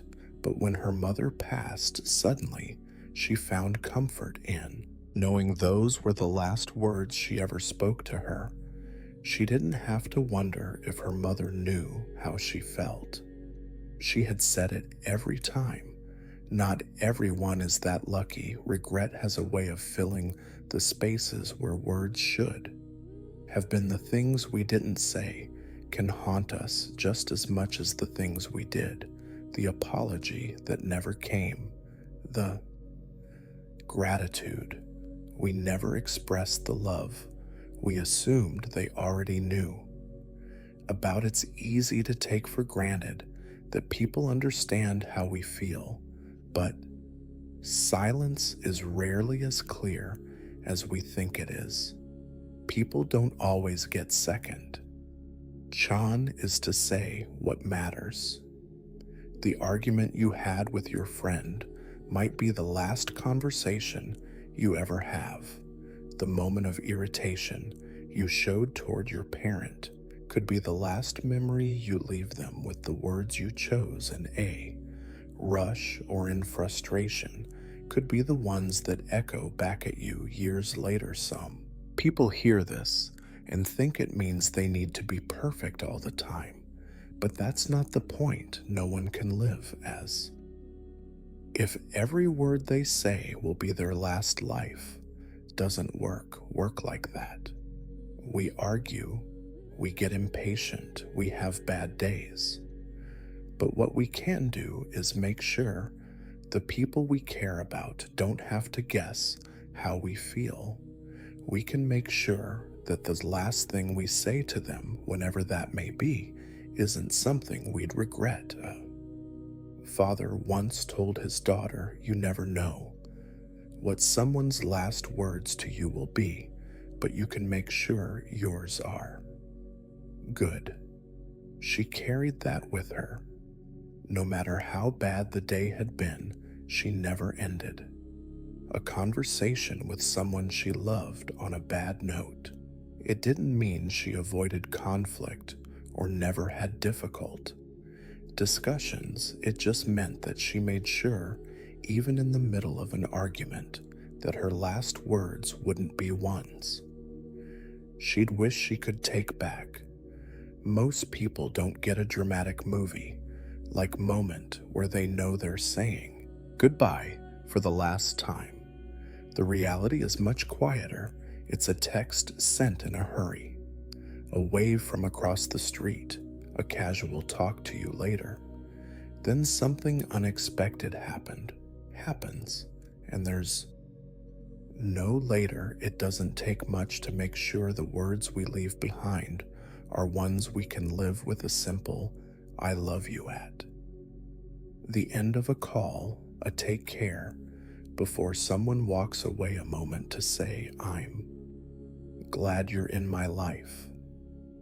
Small things, easy things, but they matter more than we think. There's a story about a man who always made sure his last words to his wife each day were kind. One night, they had a disagreement before bed.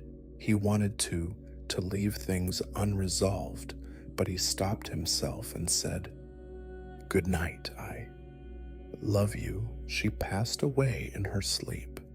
He didn't know that would be their last exchange, but because of that small moment of effort, he didn't have to live with regret.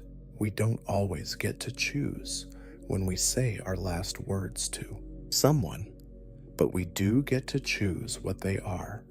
Every goodbye holds more weight. Then we realize every conversation could be the final one. It's easy to forget that. It's easy to assume there will always be another chance. The words we leave behind are what people remember. They replay them in their heads. They hold on to them if they're cruel. They cut deep. If they're kind, they bring peace. If they're careless, they leave questions. If they're meaningful, they give closure. No one ever regrets saying, "I love you" too much. No one looks back and wishes they had been colder, sharper, or more distant, but plenty of people wish they had spoken up when they had the chance. They wish they had softened in their tone, reached out one more time, or ended things on a better note. Words last longer than we think. They outlive us. They stay with the people we leave behind. What we say today could be the words someone carries for a lifetime. What we say in passing could be the last thing they ever hear from us. We can't control when that moment happens, but we can make sure that when it does, our words are ones worth remembering. Every infinite you, infinite choices. Choice you make changes the path you take. If you pick up a book instead of watching TV, your evening unfolds differently. If you text someone instead of staying silent, your relationship with them shifts.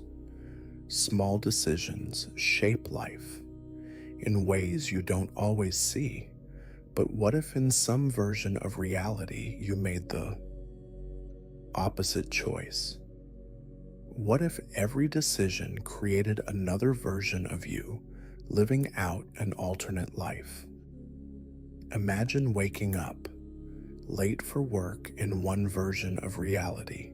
You rush to get dressed, skip breakfast, and run out the door. In another, you wake up on time, eat a slow breakfast, and arrive early.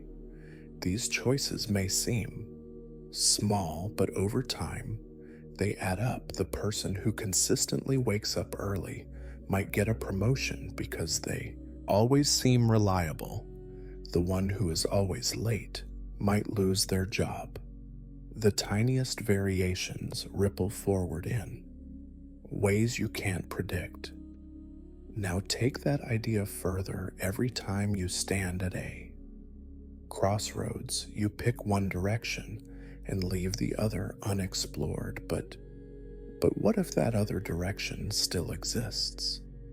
Just beyond your reach in one life, you took a job offer in a different city in another. You stayed where you were. Each version of you is shaped by different experiences, different struggles, and different people.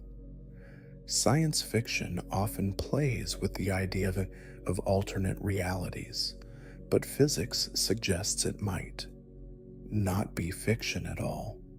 The many worlds interpretation of quantum mechanics suggests that every possible outcome of a situation happens in its own version of reality. If that's true, there could be an infinite number of you, each living a slightly different life. In one, you might be a musician, in another, a scientist somewhere. There's a version of you who made every choice. You didn't think about a major decision you made in the past year. Maybe you took a job, ended a relationship, or moved to a new place.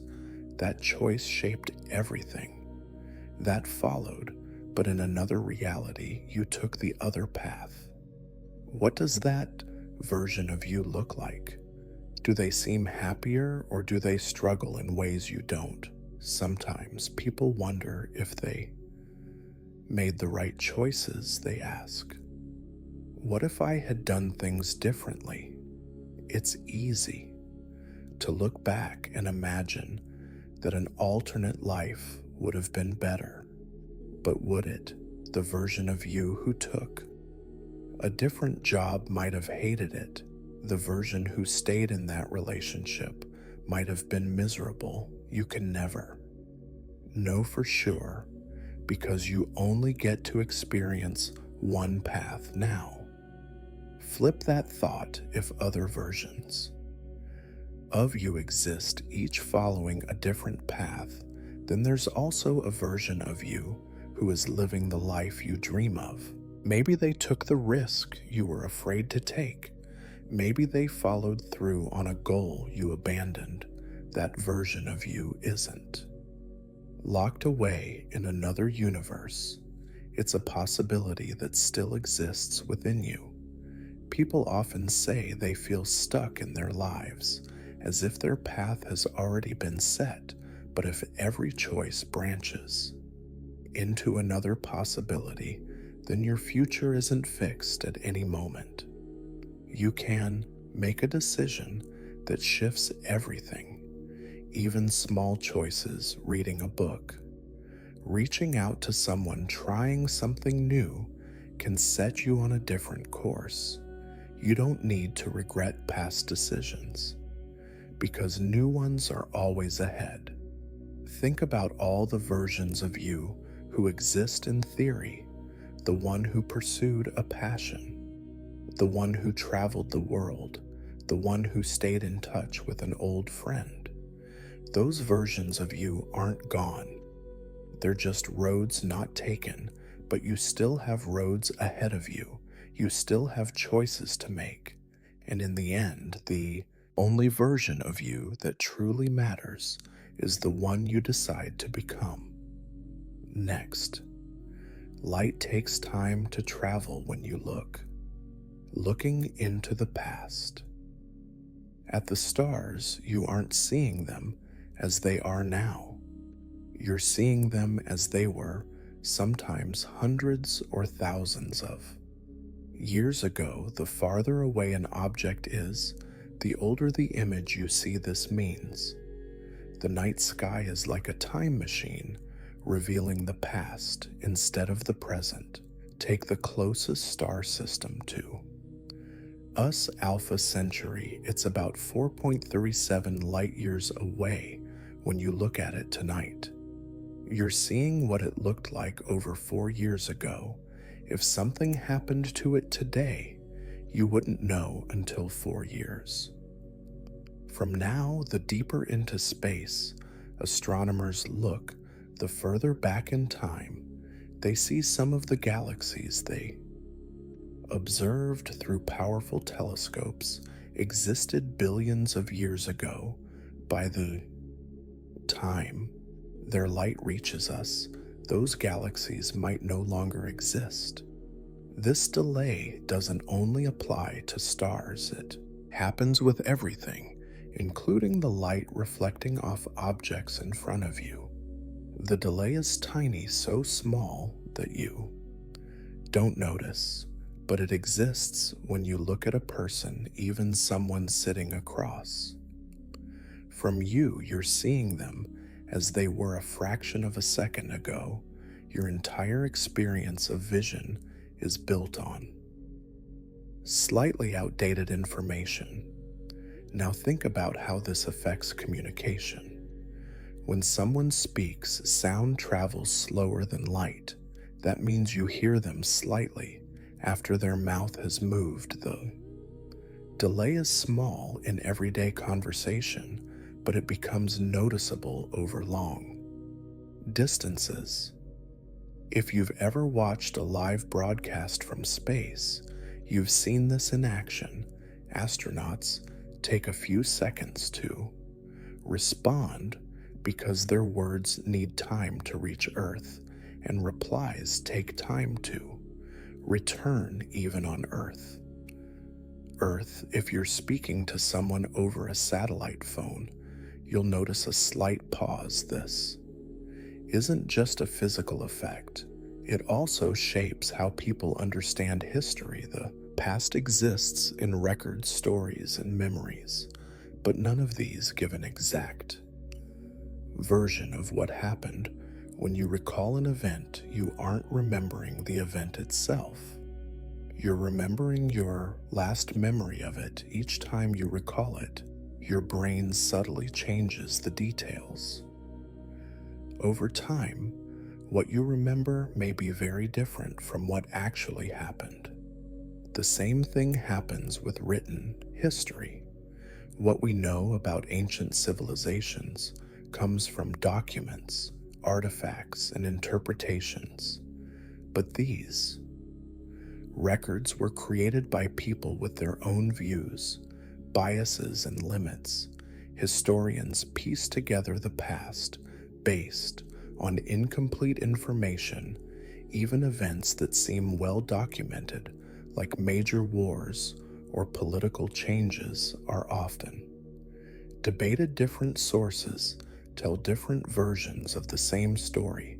Technology has changed how people record history, but it hasn't eliminated the problem. Photographs, videos, and digital records seem permanent, but they can be altered or misinterpreted. Context gets lost.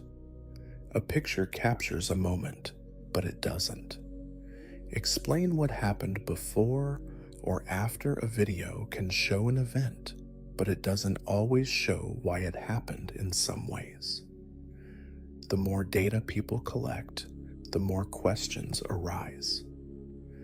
Consider how this affects personal history.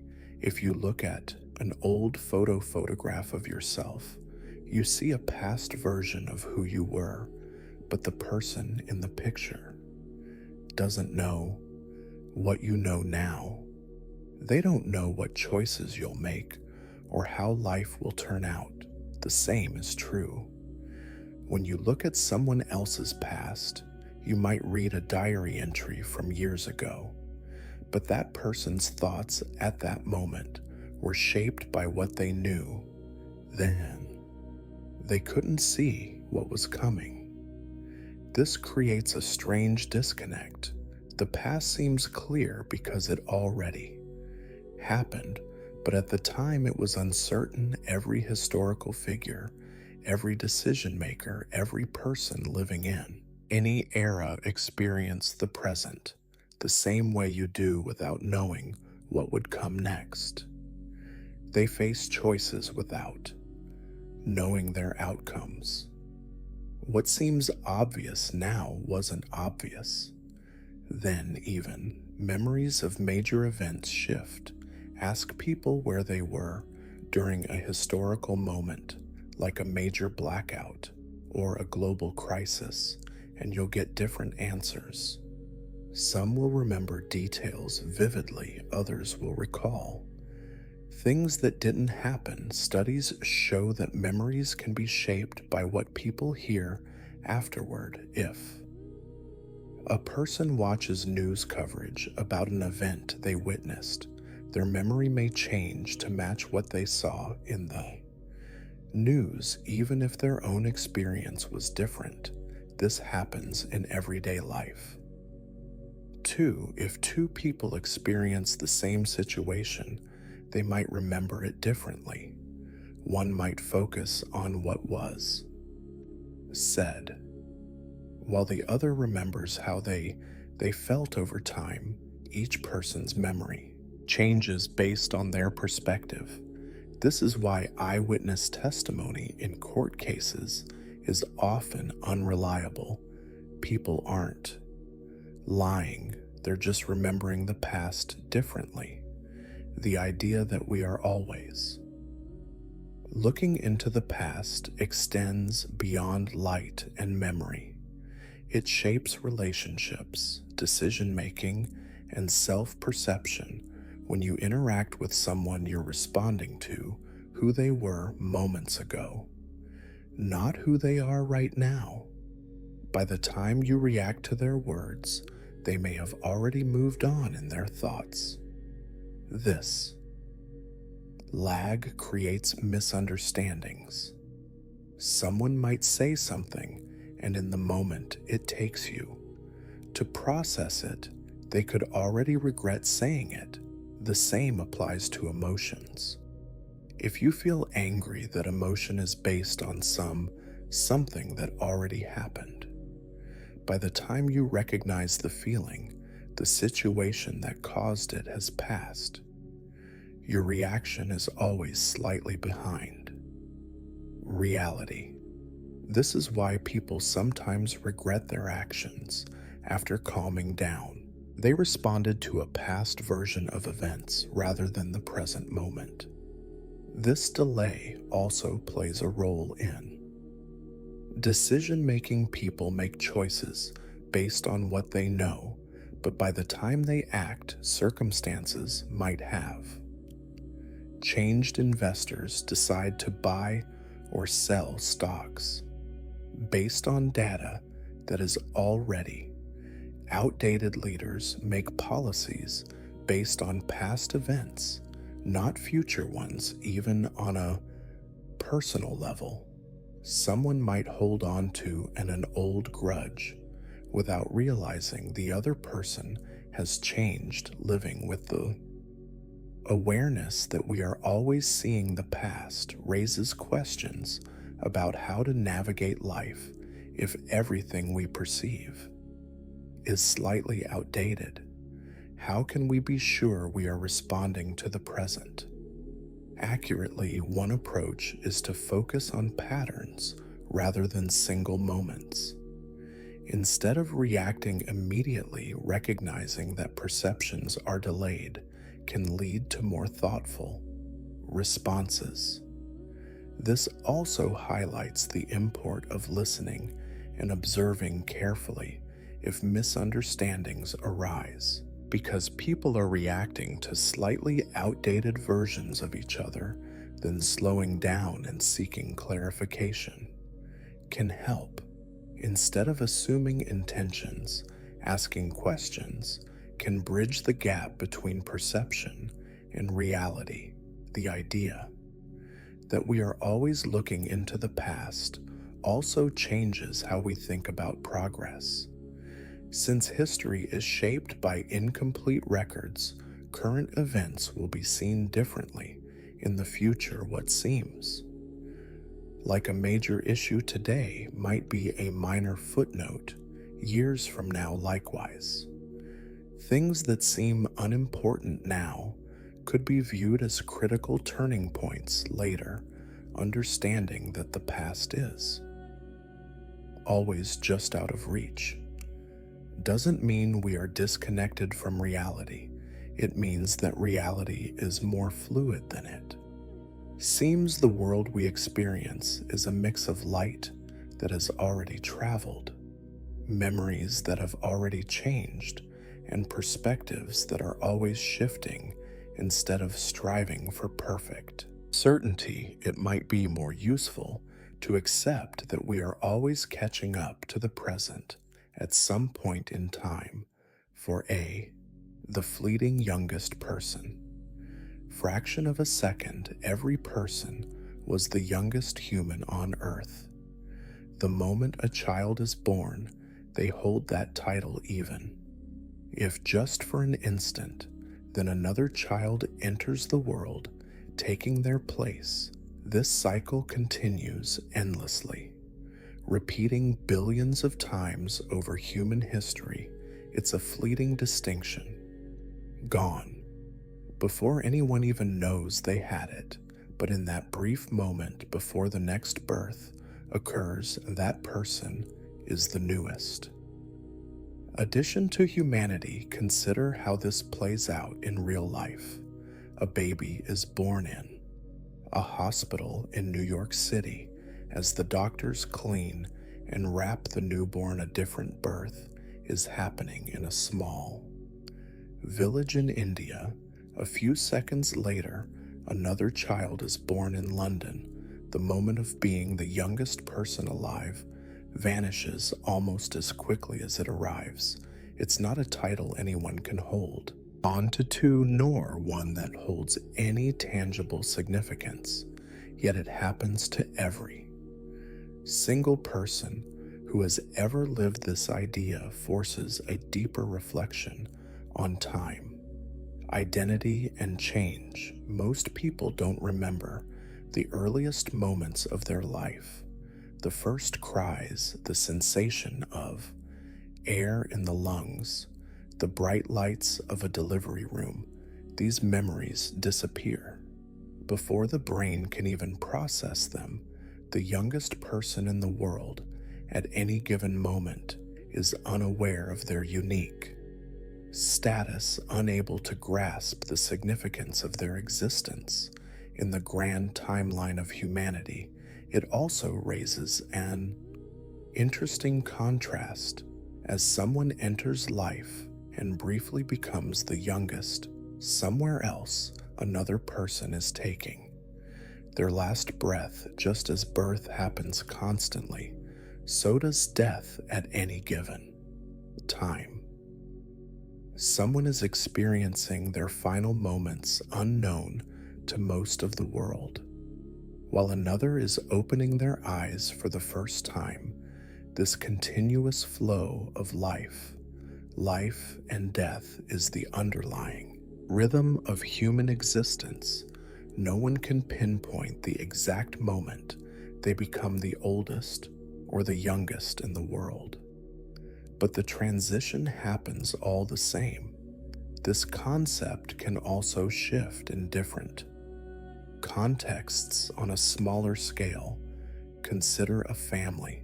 A child may grow up knowing they were the youngest sibling for years, but then a new baby arrives and their role changes. They are no longer the baby of the family. The same thing happens in friend groups, schools, workplaces, and even sports teams. Someone is always the newest, the youngest, the latest to join until someone else takes that spot. Even in professional environments, this cycle continues. A company hires a new employee, making them the most recent addition to the team. They spend time learning the ropes, adjusting to the culture, and finding their place. Eventually, someone newer arrives, and suddenly they are no longer the freshest face. The process repeats everywhere in life, reinforcing the idea that nothing stays still. There's also a societal reflection in this idea. Generations shift in a similar way. The youngest generation today will grow up, take on responsibilities, and make decisions that shape the world. But in time, a new generation will come along. Making their ideas seem outdated, every innovation belief and cultural norm eventually passes to the next group. What feels new today will one day feel old. Think of how quickly technology advances. A child born today will never know a world without smartphones, high-speed internet, or artificial intelligence to them. These are not new ideas, but fundamental aspects of life for older generations. These things were once groundbreaking and revolutionary. The moment something new is introduced, it starts its journey toward becoming ordinary. The same applies to language, fashion, and social behavior. Words that were once cutting-edge slang become outdated, replaced by new expressions that make sense only to younger groups. Clothing trends that were once popular fade, then resurface years later as retro styles. The process of cultural renewal never stops. On a personal level, this idea can remind people of their own journey. Every individual was once the newest addition to a family, a school, a workplace, or a social group. Over time, they settled in, grew, and watched as newer people took on that role. The passage of time is not something that can be controlled, but it can be acknowledged. This fleeting status of being the youngest also connects to deeper philosophical questions. If life moves in such a continuous and automatic cycle, what does it mean for individuality? Is each person just a temporary placeholder in an endless sequence? Or does the experience of life itself give meaning beyond the roles we briefly hold? Imagine a child growing up in a small town. They are the youngest in their family, then the youngest in their class at school. They watch as older siblings and classmates move on to different stages of life while they take their place. Eventually, they are no longer the youngest in their school, their job, or their community. At some point, they will become the oldest person in a room, and then one day, one of the oldest in society. The transformation is slow, almost imperceptible, yet constant. This perspective can also shift how people view their own aging. The idea of growing older is often met with resistance, as if youth is something to hold on to, but from the moment a person is born, they are aging. The title of youngest is lost. Within seconds, life does not wait, and time does not pause. Accepting that change is inevitable allows for a different kind of appreciation. Not for youth itself, but for the experience of moving through life. There is a quiet humility in recognizing that every person who has ever lived has been part of this same cycle. The youngest pharaoh of ancient Egypt, the youngest warrior in a medieval battle, the youngest astronaut to go to space, all of them held the title of youngest person alive at some moment, even if no one marked the occasion yet. Despite their fleeting moment at the start of life, their impact came from what they did afterward. Perhaps that is the most important takeaway. While being the youngest is a universal experience, it is also a passive one. No one remembers it. No one chooses it, and no one can hold on to it. But what comes after, what a person does with their time, that is where meaning is found. whether someone is the youngest, the oldest, or somewhere in between their role in the broader human. Timeline is just a temporary position. The significance of life does not come from being first or last, but from the choices made along the way. Emotions define human experiences they shape. AI and the meaning of emotion. Decisions drive relationships and create meaning in life. People cry when they are sad, laugh when they are happy, and feel anger when something seems unfair. These responses feel deeply personal, but they follow patterns. If emotions are just responses to stimuli, can artificial intelligence experience them too? Artificial intelligence can now analyze human emotions. It can recognize happiness, sadness, anger, and fear through facial expressions, voice tone, and even written text. AI can generate poems that sound melancholic or joyful.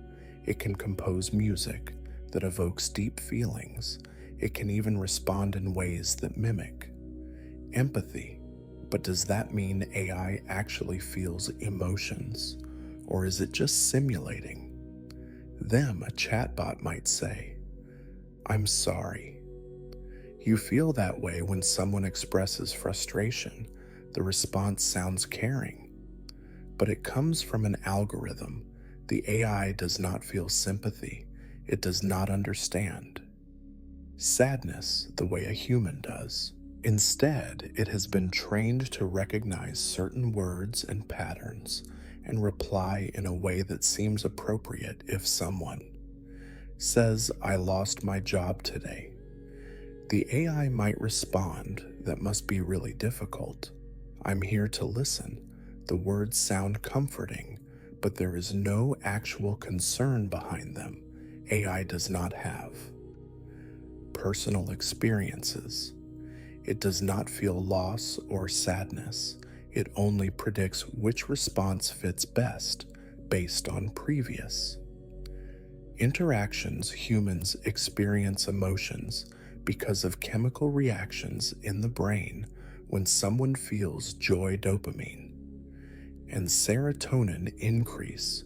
When they feel fear, the amygdala activates and releases adrenaline.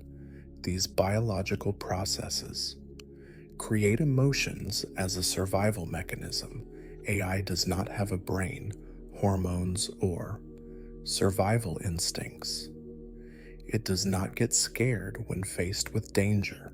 It does not feel comfort when hugged. It does not feel excitement when hearing good news. Even though AI does not feel emotions, it can manipulate human emotions.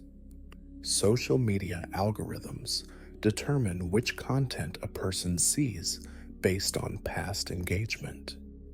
If someone watches videos about anxiety, the platform suggests more content about stress, reinforcing those feelings.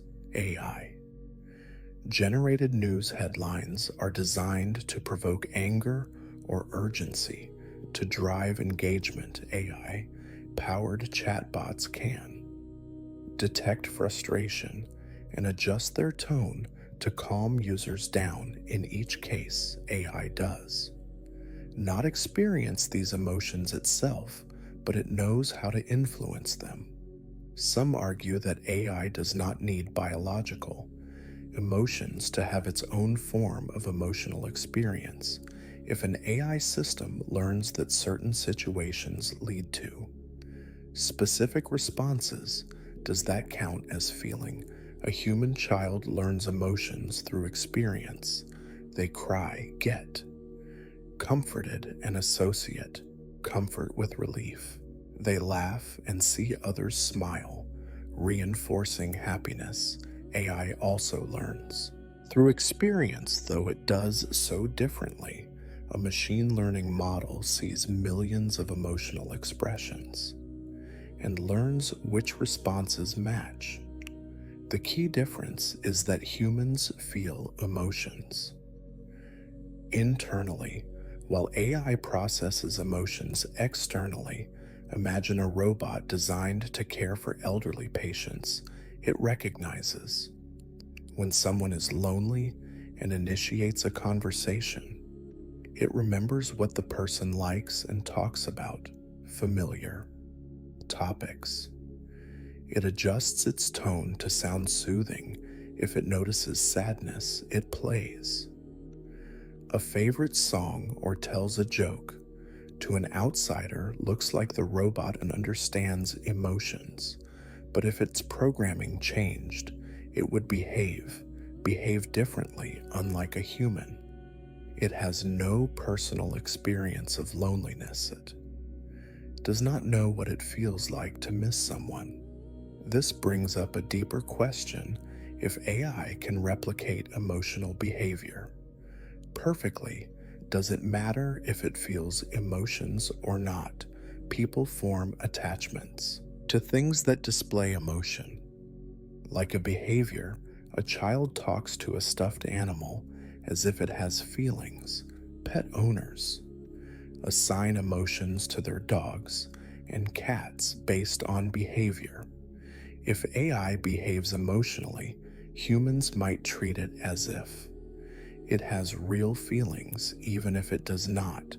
A good example of this is AI generated companionship. Some people use AI chatbots as virtual friends or therapists. They talk to these programs about their problems and receive comforting responses.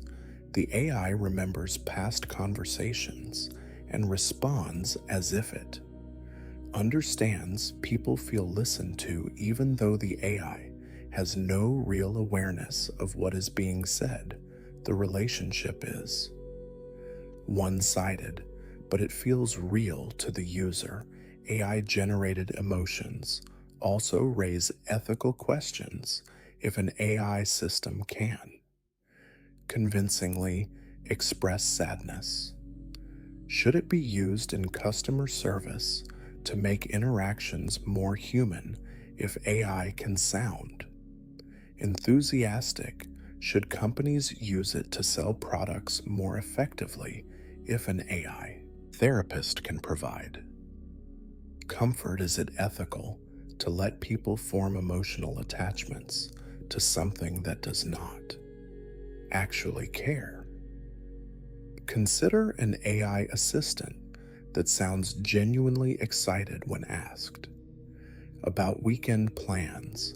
A person might feel a stronger connection to it, even though the enthusiasm is pre-programmed. In a more complex case, a grieving person might turn to an AI for comfort, mistaking its responses for real empathy.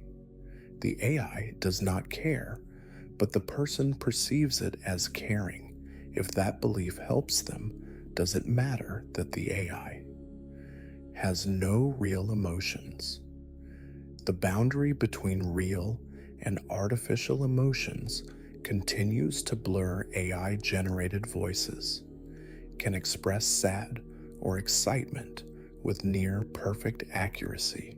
AI-powered virtual characters in video games react emotionally to player choices. AI-generated art captures emotions visually. None of these technologies feel anything, but they produce experiences that make people feel something. Some researchers suggest that future AI could develop something similar to emotions. Instead of hormones, AI could use internal data points to create its own version of emotional states. If an AI repeatedly fails at a task, it could experience a form of frustration by adjusting its behavior to avoid similar situations. If it succeeds, it could assign a positive value to that action, creating a form of happiness.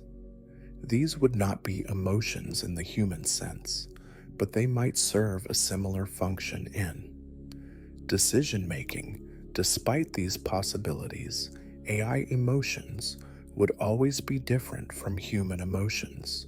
People experience happiness, sadness, fear, and love as part of their existence. These emotions shape identity, relationships, and purpose. I, no matter how advanced, does not have personal desires, memories, or experiences. It does not love. It does not hope. It does not dream. It can mimic these things with extraordinary accuracy, but at its core, it remains a machine processing data. And emotions intersect in fascinating ways. AI does not feel emotions, but it can recognize, replicate, and influence them. It can comfort people without understanding sadness. It can generate excitement without feeling joy. It can imitate empathy without caring. As AI becomes more advanced, these distinctions will become harder to recognize. Humans may continue to treat AI as if it has emotions, even though it does not. The question is not whether AI feels, but whether people will accept simulations as real. A mirror shows a reflection, but mirrors and true reflection. It never shows the whole truth. It presents an image that seems real, yet it is only a reversed copy of what stands before it. This reflection is the only way most people ever see themselves, but it is not how the world sees them. What you see in the mirror is different from what others see in photographs, videos, or even with their own eyes. This difference can be unsettling, especially when a person notices how different they appear in a picture compared to their reflection. A mirror only gives back what it receives, flipping it left to right. This is why a person might feel they look strange in a photo. They are used to the reversed an image, so when they see themselves as they truly appear to others, it feels unfamiliar.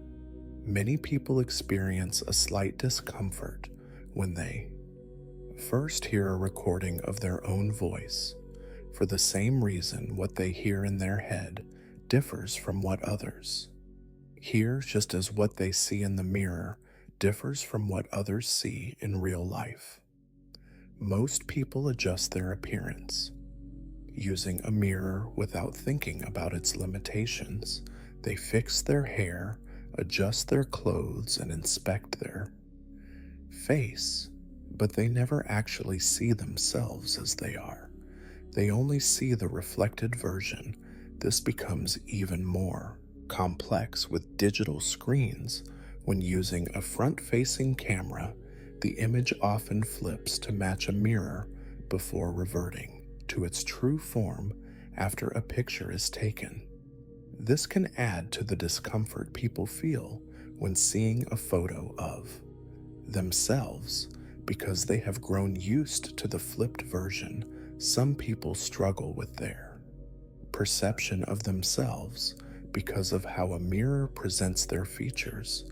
A person might spend hours analyzing their face, focusing on minor imperfections that others would never notice. When they see themselves in the mirror daily, they become familiar with those details, making them appear more significant than they actually are. Meanwhile, someone else looking at that same person would see the whole picture rather than isolated features. Lighting also plays a major role in how a person appears in a mirror. A dimly lit room softens shadows and makes features appear smoother, whilst harsh lighting can emphasize every line, pore, or blemish. This is why many fitting, Rooms or bathrooms with bright fluorescent lights make people feel they look worse than usual.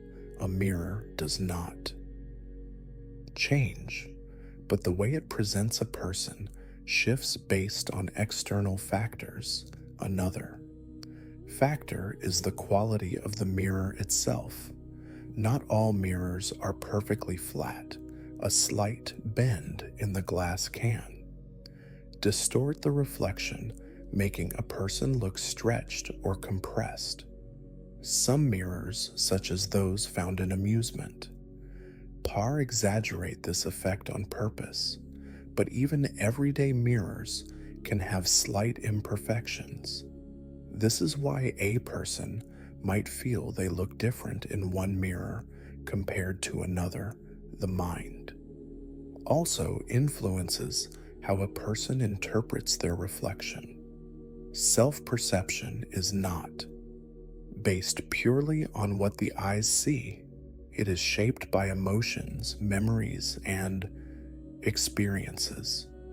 If someone feels confident, they might see themselves as more attractive, while a person in a negative mindset might focus only on flaws. This means that two people looking at the same reflection might see very different things depending on their thoughts about themselves. Some cultures and philosophies have explored the idea that a mirror reveals more than just physical appearance in folklore and mythology. Mirrors are sometimes believed to reflect a person's true self, not just their outer image. Some legends say that mirrors can trap souls or show glimpses of another reality. While these ideas are not based on science, they reflect the deep connection humans have with mirrors and the way they influence perception. Modern technology has introduced new ways for people to see themselves. Beyond a traditional mirror, cameras, screens, and augmented reality filters allow people to manipulate their appearance in ways that were never possible before. This creates a situation where many people only recognize themselves in a carefully edited form. Social media, with its abundance of filtered images, further distorts how people see themselves. A person who regularly edits their selfies may become uncomfortable with their unfiltered appearance because it no longer matches the version they have created online. This shift in self-perception can have psychological effects. People may develop unrealistic expectations for their appearance, constantly comparing themselves to altered versions of reality.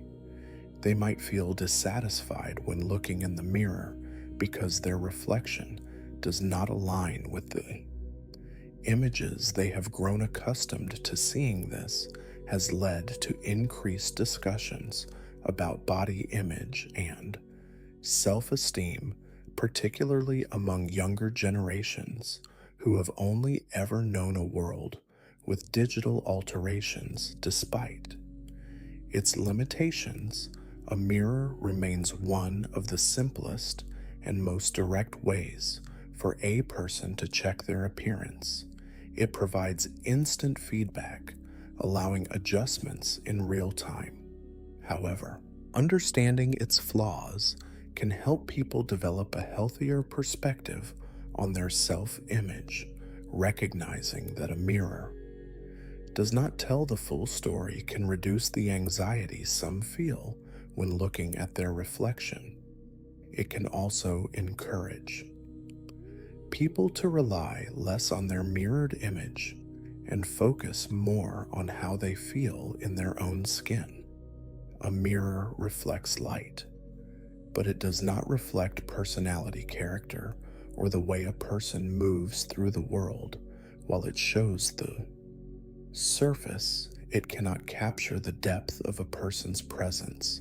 The way someone speaks, Their expressions and their gestures all contribute to how others perceive them, yet none of these elements are fully captured in a simple reflection. Many people fixate on their appearance in a mirror, believing it defines them, but no. One experiences another person as a still image in real life. People are in constant motion. Their expressions change, their voice adds to their presence, and their mannerisms make them unique. A mirror only captures a fraction of what makes someone who they are. It cannot reflect their warmth, intelligence, or kindness. Some people struggle with their reflection, feeling as though the person staring back is not truly them. This disconnect can come from a variety of sources, including body dysmorphia, low self-esteem, or even simple dissatisfaction with the way they look. Understanding that a mirror is not a perfect representation can help shift the focus away from minor imperfections and toward a broader sense of self. The way a person sees themselves in the mirror is not how others see them most. People do not scrutinize others the way they scrutinize their own reflection when looking at a friend, a family member, or a stranger. People do not focus on every pore, wrinkle, or blemish. Instead, they see a whole person. They notice expressions, energy, and movement. The same applies when others look at them. What feels like an obvious flaw in the mirror is likely something no one else notices or cares about. A mirror is a tool, not a judge. It is useful for practical tasks, like checking an outfit or fixing hair, but it does not define a person's worth. Understanding the difference between a reflection and reality can help reduce self-criticism and encourage a more balanced view of personal appearance. The mirror does not hold all the answers. It simply shows one version of reality, and that version is only a small piece of the full picture. If you could go back in time and change one, would you change the past? Would you do it? It's a question that crosses most people's minds at some point. Maybe it's a missed opportunity, a regrettable mistake, or a painful moment that shaped your life. The idea of fixing the past is tempting. It suggests that a better version of life is just one change away. But changing the past isn't as simple as fixing a typo in a document. Every action has consequences, and those consequences ripple outward in ways we can't predict. Think about a time when you made a bad decision. Maybe you said something you shouldn't have. Maybe you trusted the wrong person. Maybe you walked away from something that could have changed your life. The immediate thought is that undoing that mistake would lead to a better outcome. But how do you know what? If fixing that one decision erases the lessons you learned from it, what if it changes the relationships that formed? Because of it, life isn't a straight line. It's a web, and every strand connects to something else. Imagine you had the chance to go back and prevent a heartbreak. At first, it seems obvious. No, one wants to feel pain, but what if that heartbreak made you stronger? What if it pushed you to discover something about yourself? Many people look back on their hardest moments and see how they shape their character. A painful breakup might have taught you what kind of person you really want in your life. a failed business might have taught you. Resilience, a bad job might have pushed you to find something better, change one. Event, and you might lose the wisdom it gave you. People often think about changing the past. In simple terms, if they had done one thing differently, they believe the rest of their life would have stayed the same. But that's not how time works. Small changes can lead to big differences. If you had taken a different job 5 years ago, where would you be today? Would you have met the same people? Would you have the same experiences? There's no way to know a choice that seems small in the moment can shift your entire future. Think about the story of someone who missed a flight. They were supposed to be on that plane, but something delayed them. At first, they were frustrated, but later they found out the plane crashed. What seemed like bad luck was actually good fortune. Now imagine the reverse.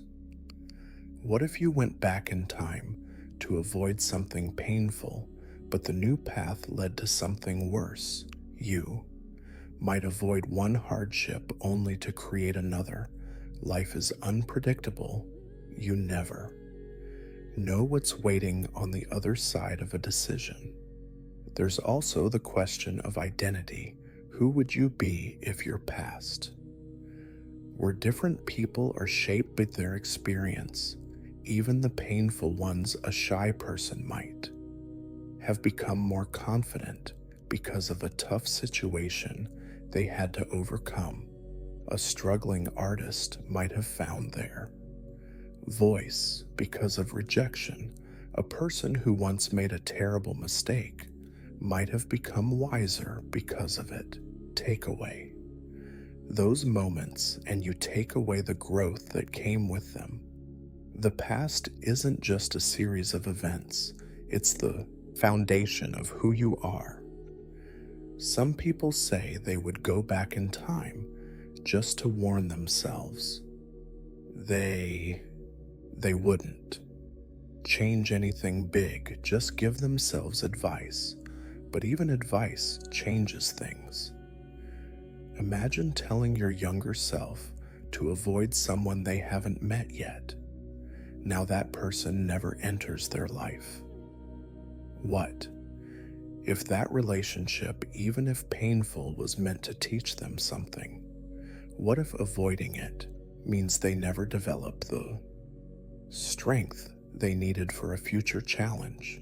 There's no way to separate lessons from experiences. They come as a package deal. Regret is a powerful emotion. It makes people think about the past in ways that aren't always realistic.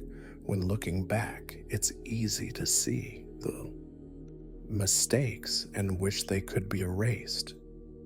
But in the moment, those mistakes weren't always obvious.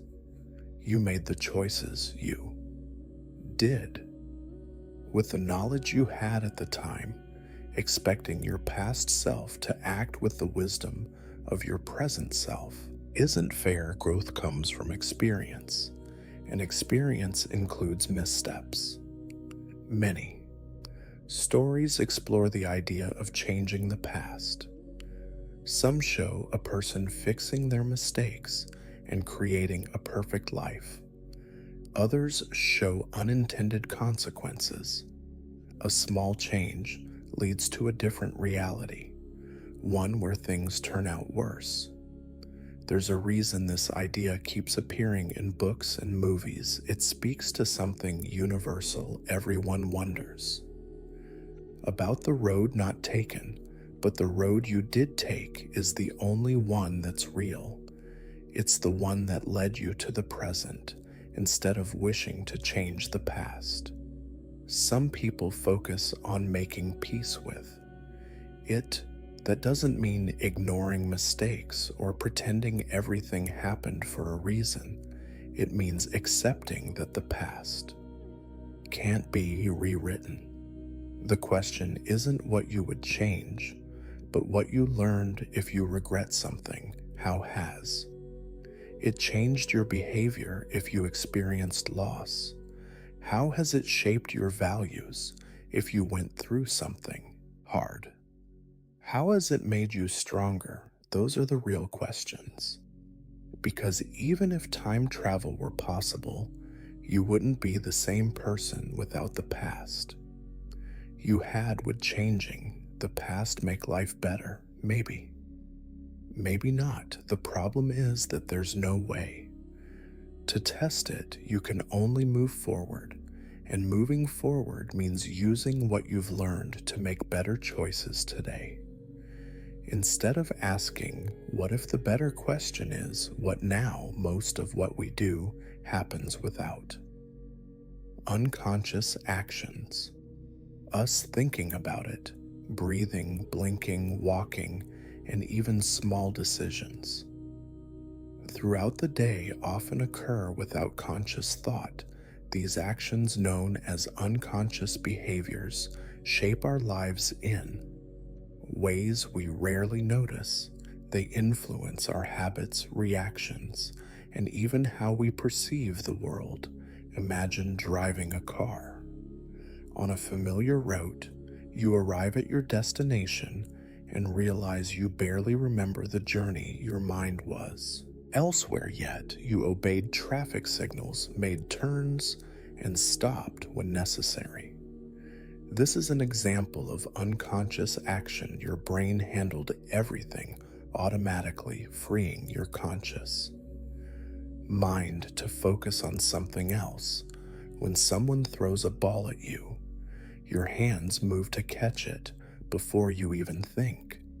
If you touch something hot, you pull your hand away instantly. These reflexes protect you. Your brain reacts faster than your conscious mind can process, keeping you safe from harm. But unconscious actions go beyond reflexes. They extend into habits, speech patterns, and decision-making every day. You make choices without realizing why. You might take the same route to work, eat the same breakfast, or check your phone at certain times. These actions feel natural, but they come from habit, not conscious decision-making. Your brain prefers routine because it saves energy. Thinking through every choice would be exhausting. Instead, your mind automates repetitive tasks. Consider how people type on a keyboard. Most don't think about each key. They press their fingers, move without effort, forming words at high speed. The same happens with speaking. You don't plan every word before you say it. The words flow naturally, shaped by years of experience and social conditioning. Social interactions often rely on unconscious actions. When you meet someone new, you mirror their body language without realizing it. This subtle mimicry builds rapport and makes conversations feel smoother. If they cross their arms, you might do the same. If they smile, you're more likely to smile back. This happens automatically. Helping people connect on a deeper level. Unconscious biases also play a role in everyday life. These biases shape decisions, judgments, and interactions. They form over time based on experience, culture, and environment. If someone grows up hearing that a certain type of food is bad, they may avoid it without questioning why. If they see repeated stereotypes in media, those ideas may influence their perceptions without them realizing. Think about how habits develop. At some point, you learn to brush your teeth before bed. Now you don't question it. The routine is automatic. The same happens with negative habits. Someone who bites their nails often does so without thinking. Their brain has linked stress with the action, making it a default. Response, breaking unconscious habits, takes effort, a person trying to stop. Snacking late at night might find themselves reaching for food without realizing by the time they notice. They're already eating. This happens because the action has been ingrained in their routine. Changing it requires awareness and effort. People's emotions influence unconscious actions. Someone in a bad mood might frown or slump their shoulders without noticing. A happy person might walk faster or speak more animatedly. These physical expressions happen naturally without conscious control. They also affect how others respond. If a person enters a room looking upset, those around them may unconsciously adjust their behavior. Behavior language itself includes unconscious elements people adopt, accents, speech patterns, and slang from their surroundings without trying. A person who moves to a new city might start using local phrases without realizing the way people phrase sentences, the words they choose, and even their tone of voice all contain unconscious influences. Many daily decisions come from unconscious thought. A person in a grocery store might reach for their usual brand of cereal without considering alternatives. Someone choosing a seat in a cafe may pick the same spot every time without thinking. These choices feel natural, but they come from habit and past experience. Music and scents can trigger unconscious memories. A song from childhood might bring back forgotten moments. A familiar smell might remind someone of a person or place from years ago. These reactions happen instantly, often before the person even realizes what triggered them. Creativity involves unconscious thought as well. Writers struggling with an idea may take a break only for the solution to come to them. Later, a musician might improvise a melody without planning each note. The brain continues working in the background, making connections without conscious effort. Sleep also reveals the power of unconscious action. People toss and turn, adjust blankets, and sometimes even respond to noises without waking up. Sleepwalkers can perform complex tasks like walking or even driving while unconscious. Their brains operate on autopilot, navigating familiar environments without awareness. Technology interacts with unconscious actions in modern life. Many people check their phones automatically, sometimes unlocking them without a reason. Social media apps are designed to encourage this. Behavior notifications, bright colors, and endless scrolling all tap into unconscious habits, making people engage without thinking. Marketing relies on unconscious influence. Stores arrange products in ways that encourage specific buying habits. Aisles are designed to lead customers toward impulse purchases. Brands use colors, logos, and slogans that stick in people's minds without them realizing. Advertising works best when it influences choices without requiring active thought. Unconscious actions can also shape relationships. A couple who has been together for years may develop routines without discussion. One person might always take out the trash while the other does the dishes. These roles form over time, becoming second nature. Some unconscious actions stem from early experiences. A child who grows up in a loud household may unconsciously speak louder than others. Someone raised in a quiet environment may naturally prefer soft-spoken communication. These habits form without effort, but remain throughout life. Body. Language operates largely unconsciously. People convey emotions and thoughts through posture, gestures, and facial expressions.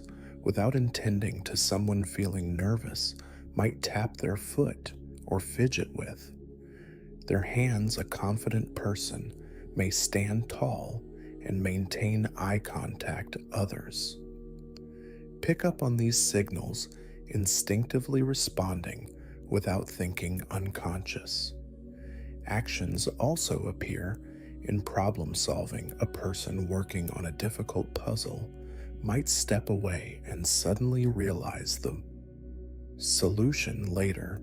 Their brain continues analyzing the problem in the background. This is why people often get their best ideas in the shower, while driving, or just before falling asleep. Some unconscious actions are shaped by evolution. A person walking alone at night might feel uneasy in a dark alley even if nothing is there. This instinct comes from an ancient survival mechanism designed to detect threats. Similarly, people tend to prefer faces that appear symmetrical as an evolutionary signal of health. Noticing unconscious actions can be challenging. They happen without effort, often below the level of awareness, but paying attention to them can provide an insight into behavior. Recognizing patterns can help people break bad habits, improve decision-making, and even influence how they interact with others each day. Countless actions happen without thought. The way people move, speak, and react is shaped by forces they rarely notice. These unconscious behaviors form the foundation of daily life, shaping routines, relationships, and decisions in ways that often go unseen. Time moves in one direction, but memory does not. People remembering the future remember their past, but they do not remember their future. This seems obvious at first. Memory is a record of things that happened before, but what if that is not the full story? What if memory is not limited to the past? Some people report experiences that feel like remembering something before it happens. They might know what someone is about to say before they say it. They might have a strong feeling about a place they have never been, only to later visit it and recognize everything. Sometimes they call this déjà vu. Other times they describe it as a premonition or intuition. One possible explanation is that these moments are coincidences. The human brain is excellent at finding patterns even when none exist. If someone has a vague dream about an event and something similar happens a few weeks later, they might believe they predicted the future, but the details in the dream may have been different. Memory is not perfect. People forget the things that don't match and focus on the things that do. This is called confirmation bias. Another explanation is that these moments come from the subconscious. The brain processes more information than people realize. It picks up on tiny details, patterns, and cues that never reach conscious awareness. If someone correctly predicts that their friend is about to call, it may be because they unconsciously noticed a pattern. Maybe that friend always calls around the same time on the same day. Maybe they mentioned something earlier that hinted at the call. It feels like memory, but it is really pattern recognition. Some theories suggest time does not work the way people think it does. The idea that the past is fixed, the present is happening, and the future is unknown may be an illusion. Physicists have proposed models in which all points in time exist at once. In this view, the past, present, and future are like different locations in space. People experience time in a straight line, but that might be a limitation of human perception. If this is true, memory could work in both directions. People would remember their future the same way they remember their past. But why wouldn't they? Notice one reason could be that the mind is designed to filter out information that doesn't fit expectations. If someone remembers something that has not happened yet, their brain might treat it like noise and discard it. Another possibility is that future memories come through, but they are mixed with imagination. The brain does not store memories like a video recorder. Instead, it constantly reconstructs them. This is why memories can change over time. If a future memory appears, the brain might not recognize it as different from a dream, a thought, or a guess. Some researchers have explored this idea in experiments. In one type of study, participants are shown a set of images. Later, they are asked to guess which images they will see again if time worked strictly in one direction. Their guesses should be random, but in some studies, people guessed correctly at rates slightly above chance. This suggests they might be pulling information from the future without realizing it. The effect is small and controversial, but it raises questions about how time and memory work. Some cultures have different ways of thinking about time. In Western cultures, time is often pictured as a straight line with the past behind and the future ahead. But in some indigenous cultures, time is viewed as a circle.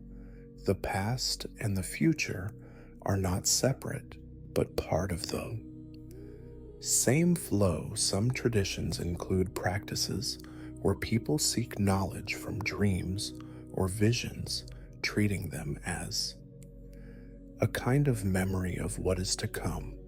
If remembering the future is real, it would explain some common experiences. A person might suddenly feel anxious about an event they have no reason to worry about, only to later find out something bad happens. Someone else might feel drawn to a place they have never been, as if they already know it.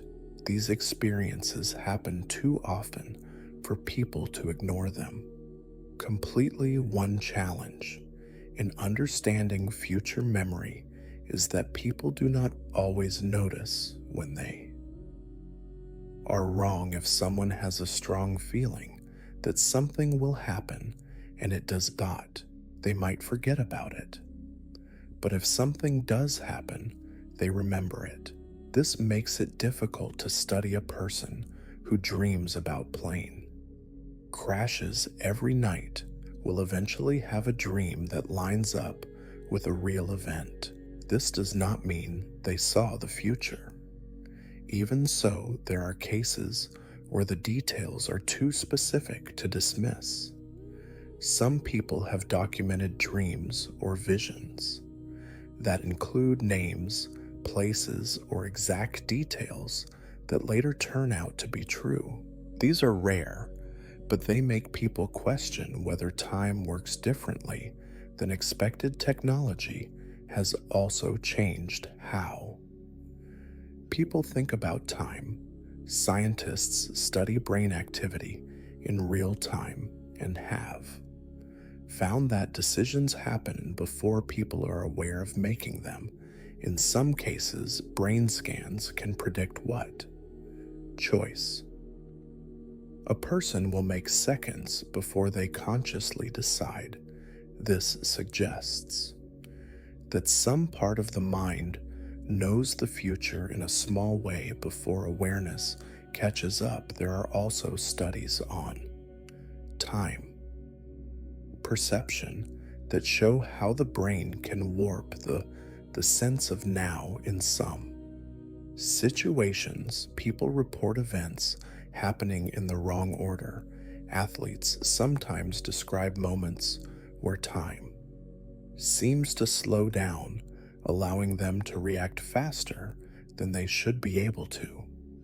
In emergencies, people recall thinking through complex choices in a fraction of a second, as if their minds were moving ahead of time. Some philosophers have suggested that if the future already exists, free will might not work the way people assume. If someone remembers the future, does that mean they are trapped in a timeline they cannot change, or does knowing the future allow them to make different choices?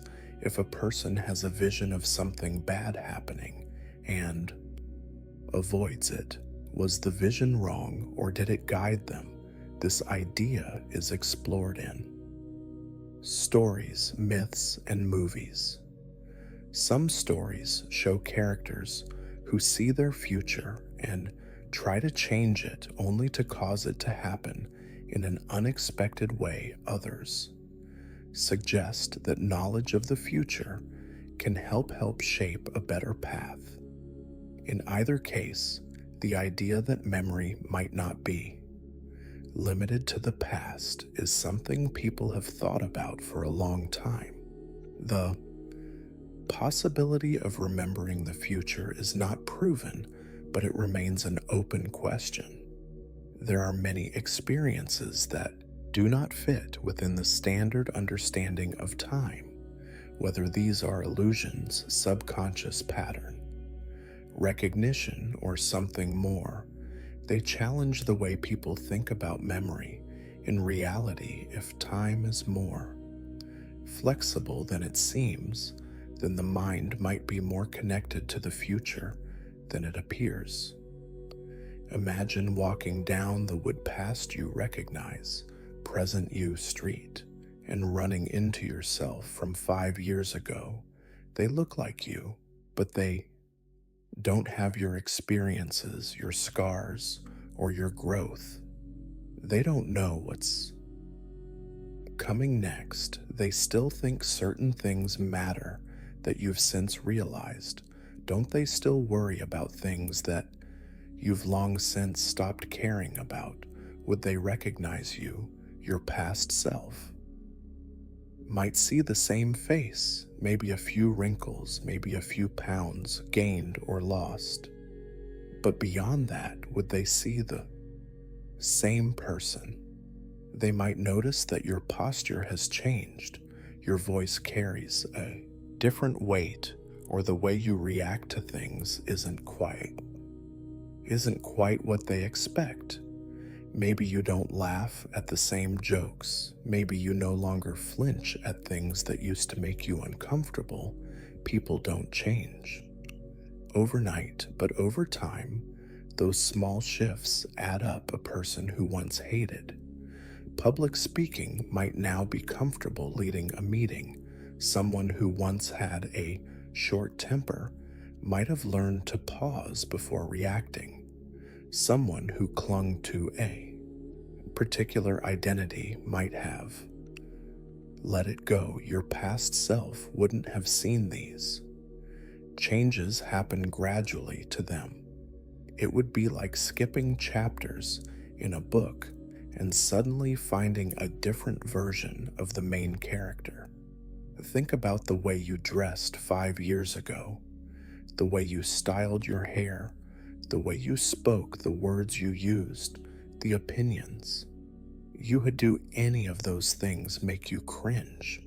Now maybe you used to see the world in black and white, but now you understand the gray areas. Maybe you had firm opinions about something, and now you aren't so sure if your past self sat across from you at a table and you started talking, how long would it take? Before they realized they were looking at a stranger, memory can be deceptive. We like to think we remember who we were, but memory M often smooths out the details. You might recall a time when you were confident, but forget how uncertain you actually felt. You might remember yourself as being happier, but forget the stress that was always in the background. If you could have a conversation with your past self, they might remind you of things you've chosen to forget, just as you might tell them things they never saw coming. Now consider this in reverse. If you met your future self, the version of you 5 years from now, would you recognize them? Maybe they hold themselves differently. Maybe they have different habits.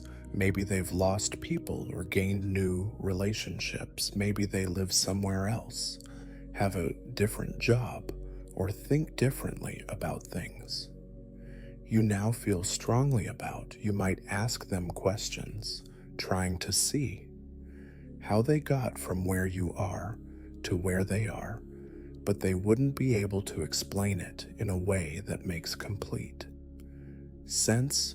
Change happens in the details, a shift here, a moment there, until one day you look back and realize you aren't the same person anymore. Imagine your past self asking you why you made certain choices. Would you be able to explain it in a way they would understand? Maybe they had certain priorities that you've since abandoned. Maybe they were afraid of things that you now see as minor obstacles. Maybe they were holding on to things that you've since let go of. Would they be disappointed in you, or would they be proud? Growth isn't always about becoming better. Sometimes it's just about becoming different. There might be things your past self would struggle to accept about you. Now maybe you've taken a path they never considered. Maybe you've stopped chasing things they thought were important. Maybe you've made mistakes they never saw coming, but there's also the possibility that they would admire you. Maybe they would see your strength. Maybe they would notice the things you no longer tolerate. Maybe they would see that you survive things they were afraid of. Maybe they would envy the way you carry yourself. Now, would your past self want to be you? If the answer is no, that doesn't mean you failed. It just means you've changed in ways they couldn't predict. But if the answer is yes, then maybe you've become the person you once hoped to be. You are not the same person you were a decade ago. In fact, you may. Are you still the same person? Not even be the same person you were last year. Your body, your thoughts, and your experiences constantly change, shaping who you are in ways you may not always notice. Science backs this up. Every 7 to 10 years, almost all the cells in your body are replaced. The molecules making up your skin muscles and even bones have been swapped out for new ones. From a biological standpoint, most of what you think of as you has been recycled multiple times throughout your life. But does that mean the old you is gone, or is there something deeper that stays the same? Memories play a role in how you define yourself. The things you remember shape the story you tell. about who you are, but memory is unreliable. Psychological studies show that every time you recall a memory, your brain changes it slightly over time. These changes add up, making your past a shifting landscape rather than a fixed record. Some details fade, while others take on new meanings if your memories define you, but those memories are always changing. Then what does that say about your identity? Think back to a decision you made 5 years ago. Maybe it was something small, like what job to take or where to live. Maybe it was something big, like ending a relationship or choosing a new path. If you had to make that decision today, would you make the same choice? Your answer probably depends on what you've learned since then, the experiences you've had, the books you've read, and the people you've met have all shaped your thinking. If the old you would have made a different decision, does that mean you've become someone else? Your personality also changes over time. Psychologists call this the Big Five. Personality traits: openness, conscientiousness, extroversion, agreeableness, and neuroticism. Studies show that these traits shift as people age. Most people become more conscientious and agreeable over time, meaning they get better at managing responsibilities and working with others. At the same time, they often become less neurotic, meaning they feel less anxiety and stress about things they once found overwhelming. If your personality today is different from your personality 10 years ago, are you still the same person? Your beliefs also shift. Think about something you once believed strongly but later changed your mind about. Maybe it was a political view, a religious belief, or an idea about how the world works. At some point, you encountered new information or had an experience that forced you to rethink your position. If someone had recorded you explaining your old belief and you listen to it now, would you even recognize that version of yourself? There are moments in life that divide your existence into before and after. Sometimes these moments come from joy, a birth, a new love, a major achievement. Other times they come from pain, a loss, a betrayal, a failure. These experiences leave marks that cannot be undone. You might still carry the same name and live in the same body, but after those moments, something fundamental about you has changed. If you met an old friend who hadn't seen you in years, would they notice the difference? More importantly, would they understand it? Your habits and routines also define who you are. The way you start your morning, the foods you eat, the hobbies you keep. All of these shape your identity in ways you may not think about if you once spent hours drawing every day, but haven't picked up a pencil in years. Are you still an artist if you used to run marathons, but now spend your weekends reading? Are you still a runner? Sometimes people say, I used to be that kind of person, but if you used to be and now you aren't, then who are you now? Language plays a role in shaping identity as well. The words you use change over time, influenced by the people around you and the culture you absorb. If you moved to a new country and started speaking a different language, Your thoughts would shift too, studies show, so that bilingual people sometimes feel like they have different personalities when speaking different languages if the way you express yourself changes. Does that mean your inner self changes too? Technology adds another layer. If someone scrolled through your old social media posts from 10 years ago, what would they see? Would you be proud of everything you said back then? Or would some of it make you cringe if you were judged only by the digital traces you left behind? Would that be an accurate picture of who you are today? Some people argue that something deeper remains constant, perhaps a soul, a core self, or an essence that stays the same no matter how much you change.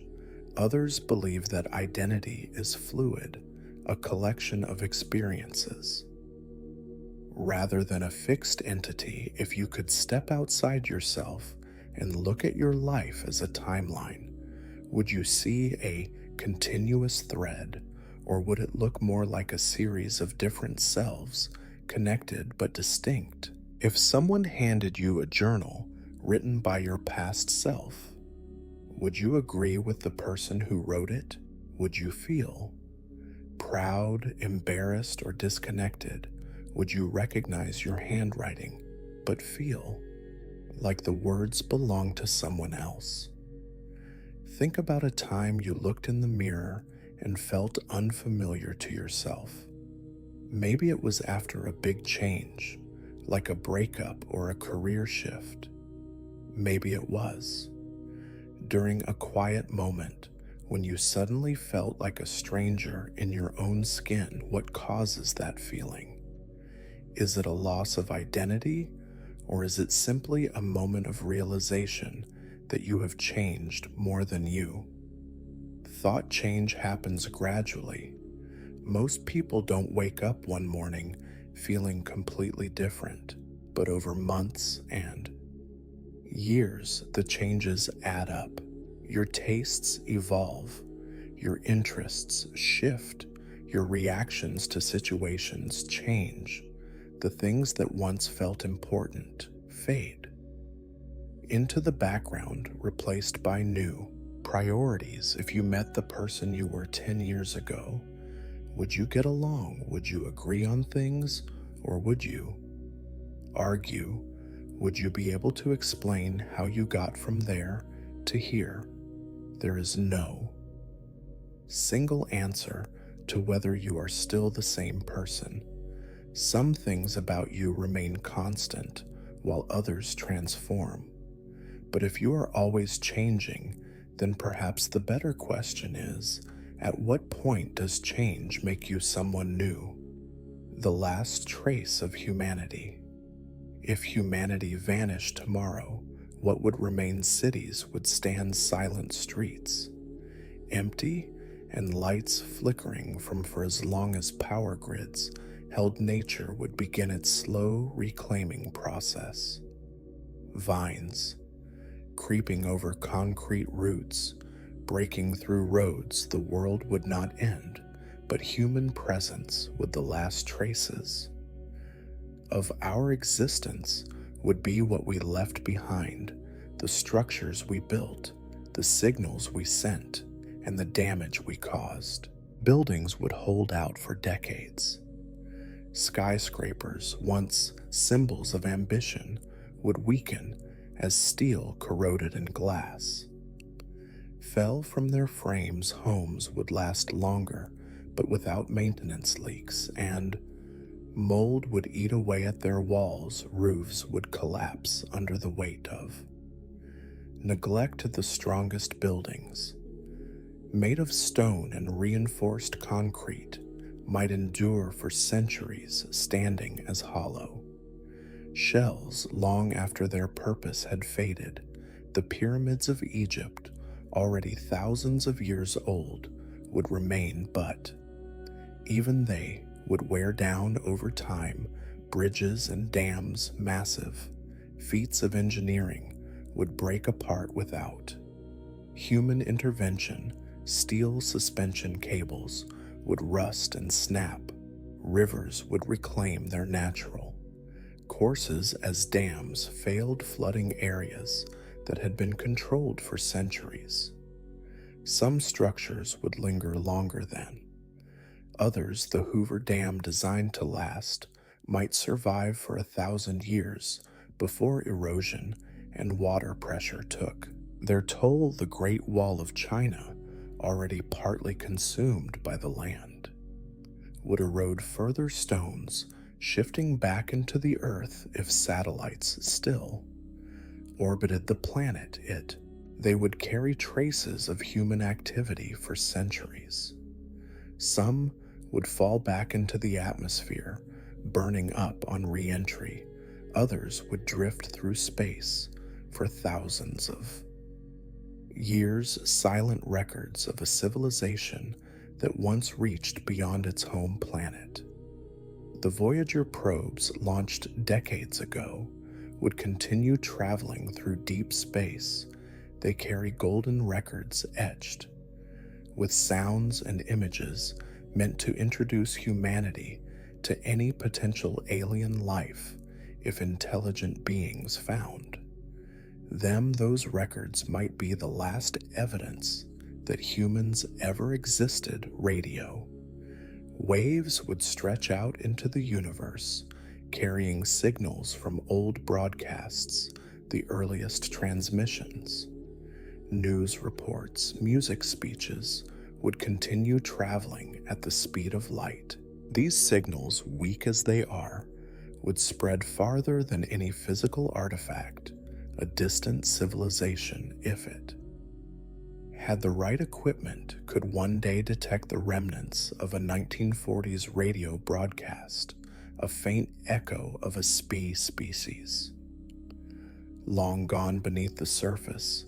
Human waste would outlast even our buildings. Nuclear waste buried deep underground would remain dangerous for thousands of years. Some of it would be sealed in secure facilities, but without maintenance.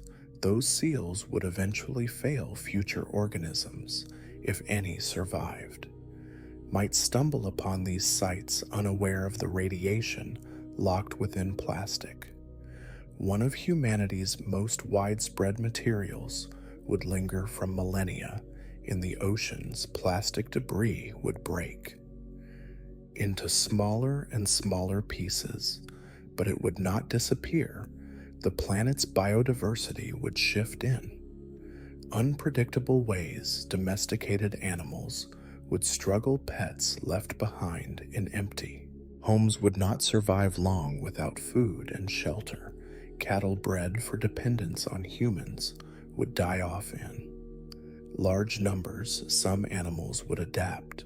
Feral dogs might revert to their wild instincts, forming packs and competing with wolves. Rats and cockroach, which thrived alongside humans, would find new ways to persist. Birds would nest in abandoned buildings until those buildings crumbled. Plant life would grow unchecked in some regions. Forests would reclaim cities, roots cracking through pavement, trees breaking through the remains of homes and offices. In colder climates without heating systems to protect them, many cultivated plants would die off in harsh winter's crops that depended on human care. Wheat, corn, rice would vanish from the fields only. The hardiest plants, those that could survive without constant intervention, would persist in the ocean. Marine ecosystems would shift. Overfished populations might rebound, freed from human exploitation. Coral reefs suffering from pollution and climate change might begin a slow recovery. Deep sea structures, such as sunken ships and underwater cables, would serve as artificial reefs, providing homes for marine life long after their human purpose had been forgotten. Forgotten. Climate change triggered by industrial activity would continue, shaping the planet. Carbon already released into the atmosphere would linger, affecting temperatures for centuries. The effects of human-driven global warming, melting ice caps rising, sea levels, altered weather patterns would play out long after people were gone. Eventually, the planet would stabilize, but it would not return to the way it was before humanity. The last traces of human presence might not be physical at all. Artificial intelligence, if it still functioned, could continue operating in isolated systems. Servers running on solar power might persist for years, maintaining archives of human knowledge. If an AI had been designed to learn and evolve, it might continue processing information long after its creators had disappeared. It could attempt to carry out its last instructions, even if those instructions no longer made sense in an empty world. Eventually, almost everything humans built would erode, decay, or be buried. The planet would continue without us, reshaping itself as it always has. Some traces of humanity would last longer than others. Certain materials, certain structures, certain artifacts, but in the grand scale of time, our presence would be a brief mark, a thin layer in the geological record. Future species, if any, evolved might find fossils of our bones, remnants of our tools, fragments of our civilization. They might wonder who we were, what we built, and why we vanished. The human eye sees only a small colors beyond sight, part of the electromagnetic spectrum. We call this part visible light. It includes the colors we recognize: red, orange, yellow, green, blue, and violet. But beyond these colors, there are other wavelengths of light we cannot see. Infrared light exists. Beyond red and ultraviolet light lies past violet. These invisible colors surround us, but our eyes are not built to detect them. Some animals can see what cannot bees and butterflies see ultraviolet patterns on flowers that guide them to nectar. Snakes use infrared vision to detect the heat of their prey in complete darkness. Mantis shrimp have some of the most complex eyes in the animal, capable of detecting a broad range of wavelengths, including some we do not have names for. If they could describe what they see, the colors would be unlike anything in human experience. Technology helps us perceive the unseen. In infrared cameras let us see heat signatures, making the invisible visible. Ultraviolet photography reveals patterns on plants and markings on certain animals that do not appear under normal light. Astronomers use telescopes that detect radio waves, X-rays, and gamma rays, turning them into images. We can interpret the colors in these images are not real in the way we usually think about color. They are assigned based on intensity, helping us understand patterns beyond our natural vision. Our inability to see certain colors does not mean they do not exist.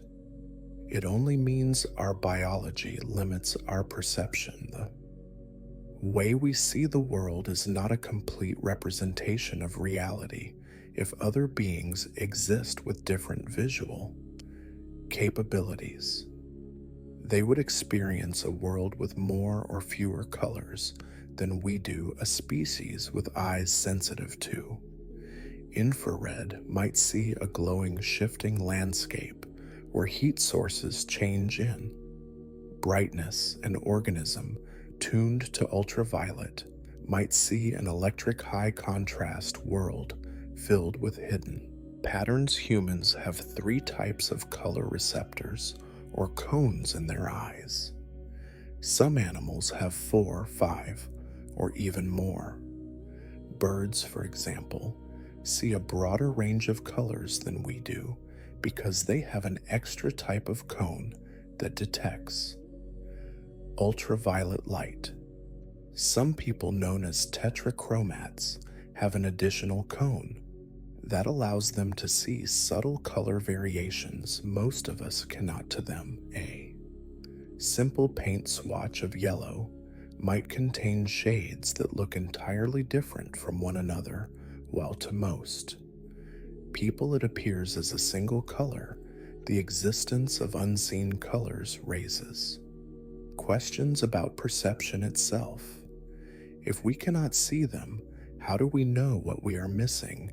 The answer comes from physics and experimentation. We measure light in wavelengths, and instruments confirm the existence of colors. We do not perceive this. Also applies to sound. Humans hear only a limited range of frequencies. Bats, dolphins, and elephants communicate using sounds outside our hearing range. Just as the world contains more colors than we see, it contains more sounds than we hear. Even within the human population, perception varies. Colorblind individuals lack one or more types of cones, altering the way they experience color. A person with red-green color blindness does not see the world in grayscale, but they might have trouble distinguishing between shades that look distinct to others. To them, the world is not lacking color. It simply has different contrasts and relationships. If we could expand our perception, how would it change our understanding of the world? Imagine walking outside and seeing heat radiating off buildings and bodies, or looking at a flower and noticing patterns that were always there but never visible to us. Artists might create new pigments based on ultraviolet reflections, and fashion might incorporate infrared fabrics that appear based on temperature. Everyday life would shift as our perception of reality expanded. Color does not exist in the world itself. It is a product of the brain interpreting wavelengths of light. A red apple is not inherently red.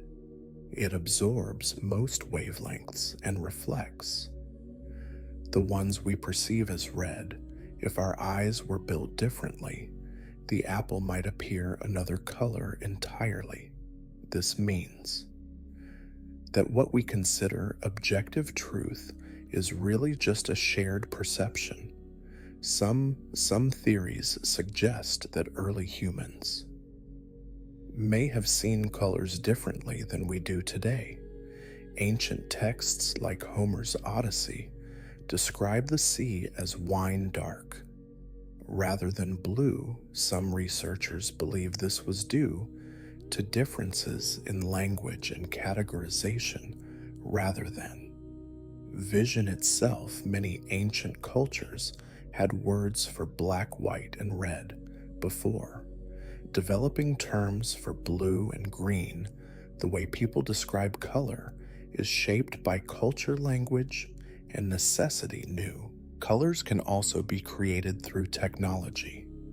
Scientists have developed pigments that reflect wavelengths in unique ways. One of the darkest substances ever made, known as Vanta, absorbs 99.96% of light, making objects appear almost two-dimensional. Other new materials create shimmering, angled, dependent colors that shift as they move. These inventions expand our ability to manipulate light, but they do not change the fundamental limits of human vision. If colors exist, that we cannot see what else might be beyond our perception. Other senses, like smell and but taste, also operate within narrow biological constraints. Many animals have far stronger senses of smell than humans. Dogs detect, sense in layers, picking up on details we miss entirely. Some birds navigate using Earth's magnetic field, sensing something humans cannot directly perceive. Whales and elephants communicate across great distances with infrasound, which is below the range of human hearing. Our perception of the world is shaped by our biology.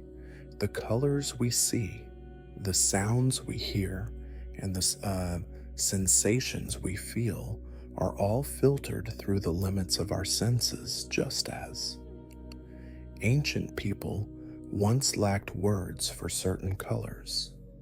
There may be aspects of reality that we do not yet have. The ability to comprehend technology gives us glimpses beyond our natural limits, but it does not change the fact that we are experiencing only a fraction of what exists. The idea of UN colors challenges the way we think about reality.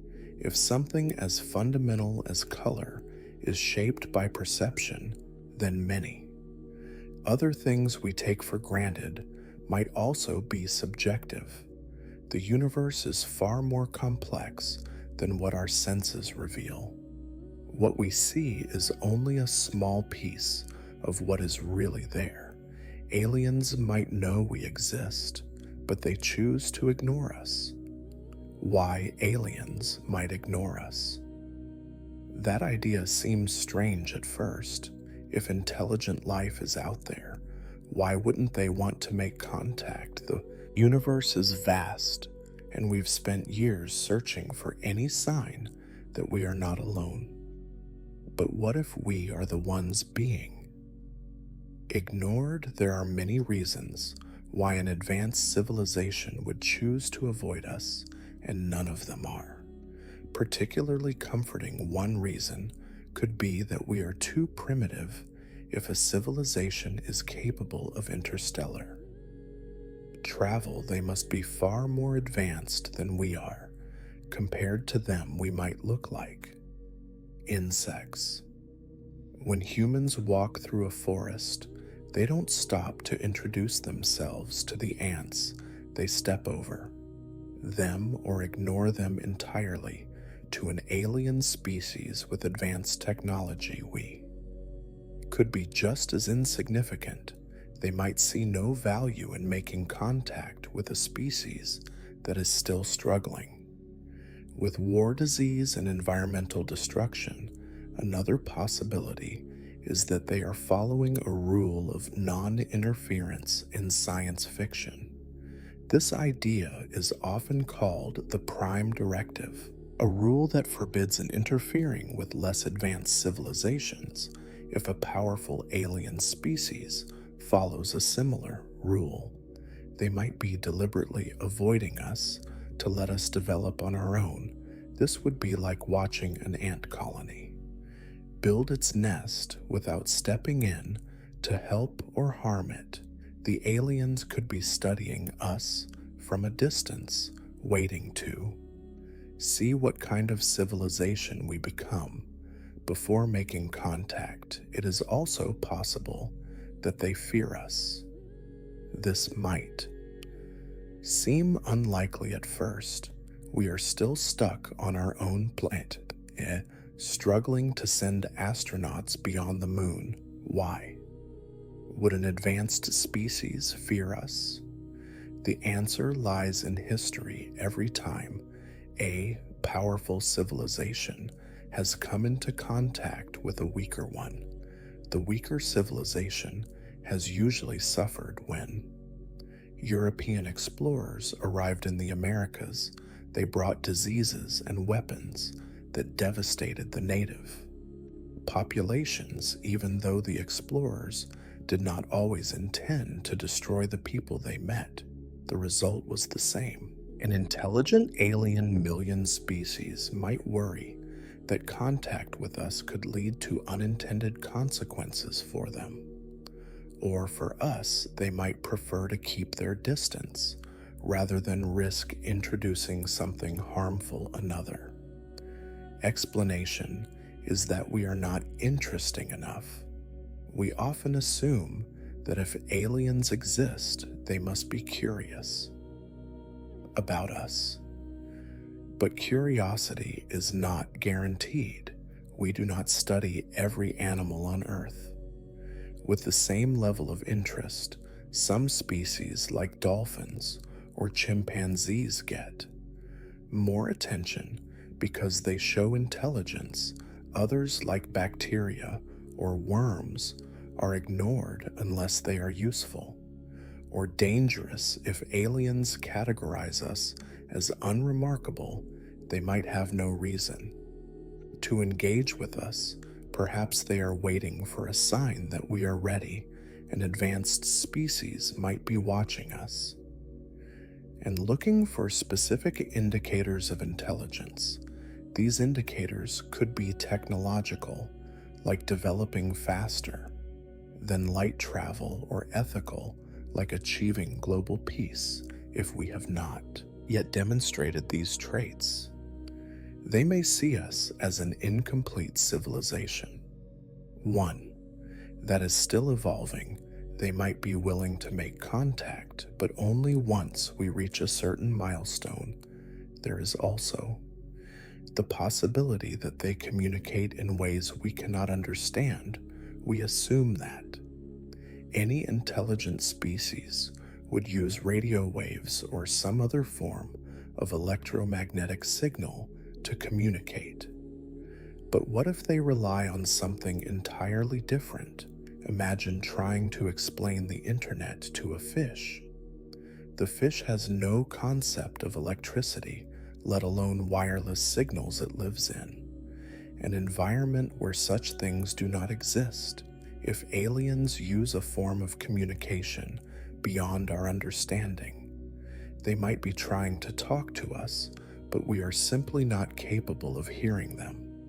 Another unsettling idea is that they already know about us, but see no reason to interact. If an ant colony grows near a highway, humans may be aware of it, but feel no need to interfere. We let the ants build their tunnels and go about their lives.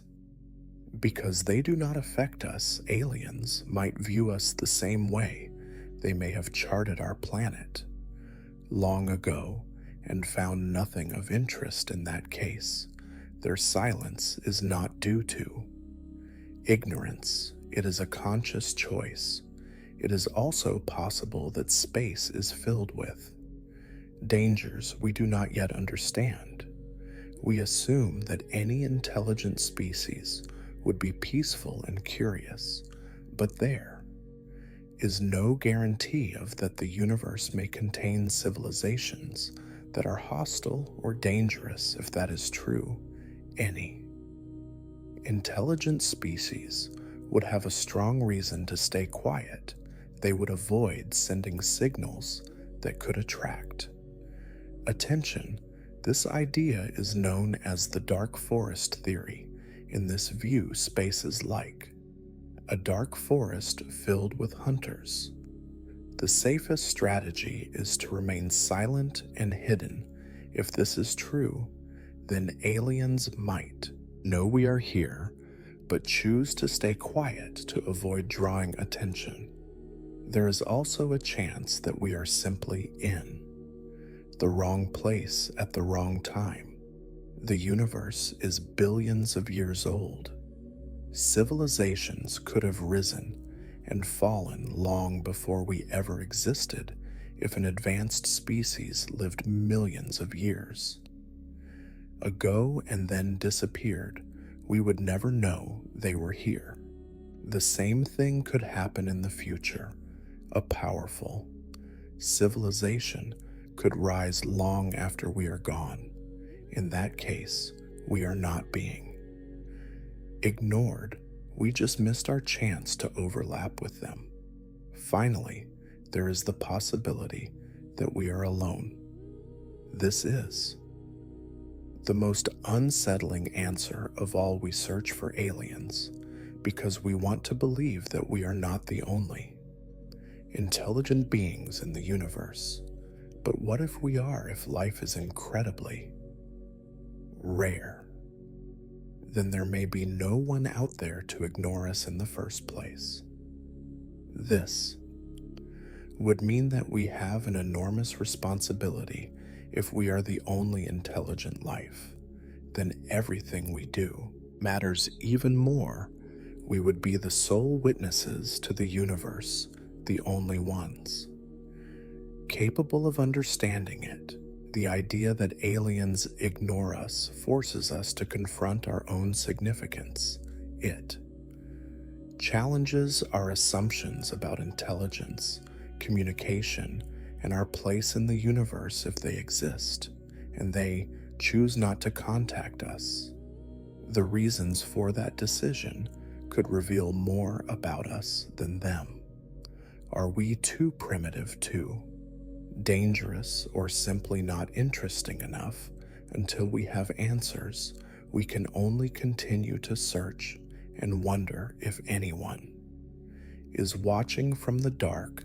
The brain is the only organ that named itself. This fact seems obvious, yet it reveals the brain naming itself something deep about human consciousness.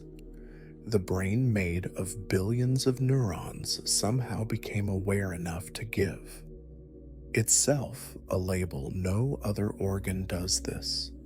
The heart beats, the lungs expand and can contract, but neither has ever questioned its own existence.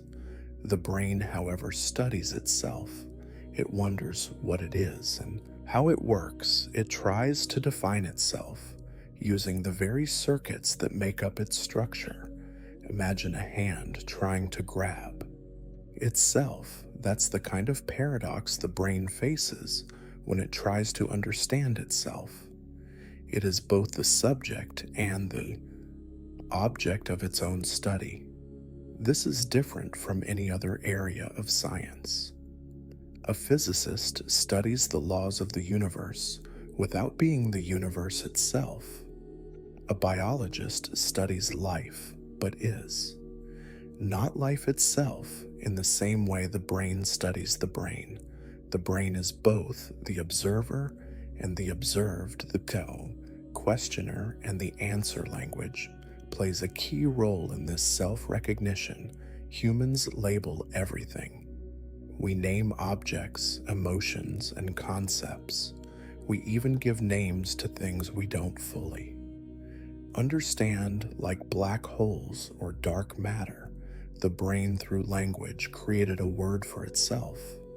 Brain, that word doesn't capture the full complexity of what it does, but it is enough to make it distinct from everything else. It's enough to separate it from other organs, even though they all work together to sustain life. The brain's ability to name itself suggests a higher level of self-awareness than any other organ. The liver performs complex chemical reactions, but it doesn't think about its purpose. The kidneys filter blood, but don't question the meaning of filtration. The brain, in contrast, does more than process signals. It reflects on itself. It asks what it is, how it works, and even whether it truly has free will. This self-awareness isn't just about naming. It extends to understanding. The brain maps its own structure. Neuroscientists study neurons, synapses, and networks, all of which make up the brain itself. It's like a machine trying to reverse engineer its own blueprint. This ability is rare. Most things don't know what they are. A rock doesn't question its existence. A tree doesn't try to understand photosynthesis, but the brain constantly seeks to explain itself. There's also an irony in this. The brain is the source of all human knowledge, yet it struggles to fully grasp its own workings. It knows how the body functions, how diseases spread, and how to build machines that extend human abilities. But when it turns inward, it finds itself wrapped in mystery's consciousness. Memory and thought remain difficult to define. Even the question of how thoughts form is still debated. The brain named itself, but it still doesn't fully understand itself. Consider how humans develop. Self-awareness. A baby is not born knowing it has a brain. It doesn't even know it is. Separate from the world around it, over time, it learns that its body is distinct from other objects. It learns words and, eventually, it learns the concept of a brain. But does that mean the baby is suddenly aware of its own mind, or is self-awareness a gradual process that never truly ends? If the brain named itself, at what point in a human life does that recognition happen? One way to explore this question is to look at how different cultures and times have understood the brain. Ancient Egyptians didn't see it as important when preparing a body for mummification. They removed the brain and discarded it, believing the heart was the seat of thought. Ancient Greeks debated its role with some thinkers, like Aristotle, believing the heart was where thinking happened, while others, like Hippocrates, placed thought in the brain. Even today, different fields approach the brain in different ways. Neuroscientists see it as a network of electrical and chemical processes. Psychologists view it as the source of emotions, decisions, and behaviors. Philosophers ask whether it is even possible to fully understand itself. Modern science has made huge progress in mapping the brain. MRI scans show which areas activate when we think, move, or feel emotions. Neurosurgeons can stimulate parts of the brain to trigger memories or sensations, but none of this explains why or how the brain became aware of itself. It only shows that it does. There's also the question of whether self-awareness is unique to humans. Other animals have brains, but do they name them? Some animals show signs of self-recognition. A chimpanzee can recognize itself in a mirror. Dolphins display problem-solving skills that suggest a complex thinking, but do they have a concept of a brain? Do they reflect on their own thoughts? Or is that level of self-awareness only a human trait? Or artificial intelligence adds another layer to this question. Machines process information, learn from data, and even mimic human conversation. But does a machine ever wonder what it is? Could an AI, given enough complexity, eventually name itself the way the brain did? Or is there something special about biological consciousness that makes self-awareness possible? The fact that the brain named itself suggests something even deeper. It means that language, thought, and identity are all tied together.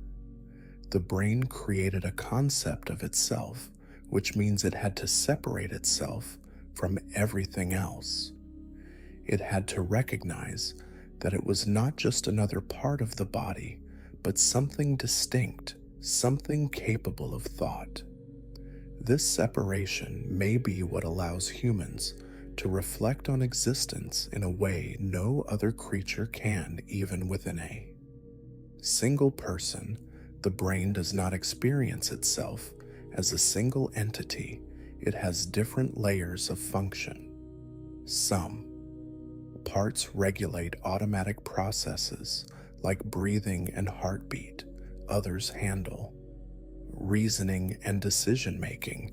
When people talk about themselves, are they referring to their conscious thoughts or the deeper hidden parts of the mind that influence behavior without awareness? If a person loses memories, are they still the same person? If the brain suffers damage, does self-awareness fade? These questions make it clear that while the brain named itself, it may not fully understand what that means. The paradox of self-awareness runs deep.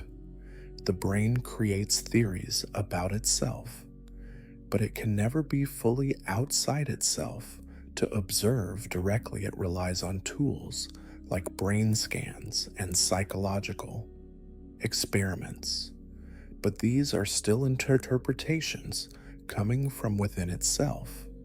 No other part of the body does this. The heart beats without asking why the lungs inhale and exhale without considering the process. The brain, however, asks endless questions. It examines itself, names itself, and still wonders what it truly is. Even the simple act of thinking about the brain creates another layer of complexity. Right now, as you read these words, your brain is processing them, but at the same time, it may also be thinking about itself, thinking. This loop of self-reference is unique. No other organ does this.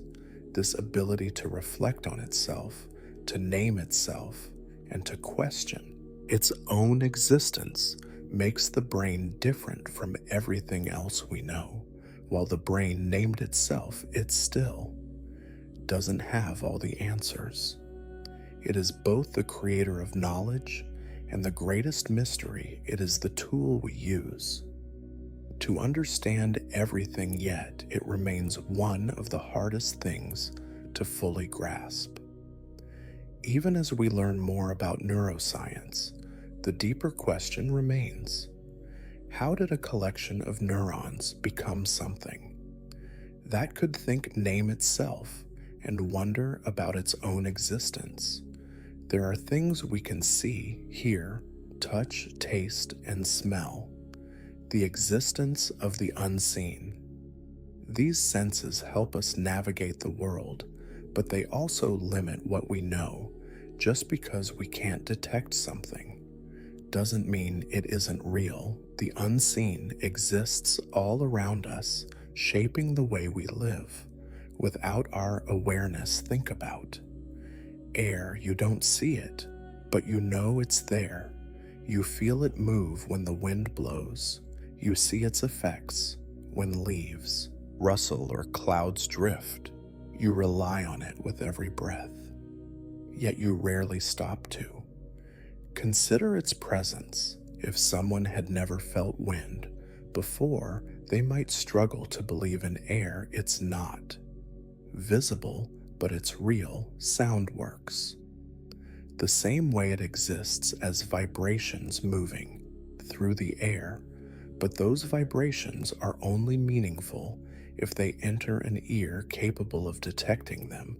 Humans can hear sounds within a specific range, but that range is limited. Dogs hear high-pitched frequencies that we can't. Elephants communicate with infrasound, which is too low for us to detect. The sounds exist whether or not we perceive them. Light is another example. The human eye detects only a small portion of the electromagnetic spectrum. We see colors from red to violet, but beyond violet is ultraviolet, which bees can see beyond. Red is infrared, which snakes use to detect heat, X-rays, and radio waves fill the same spectrum, yet they are invisible to us without the right tools. We wouldn't even know they were there. Our bodies are filled with unseen forces. Neurons fire in the brain, sending electrical signals that translate into thoughts, memories, and actions you can't see a thought, but you know you have them. Emotions work the same way.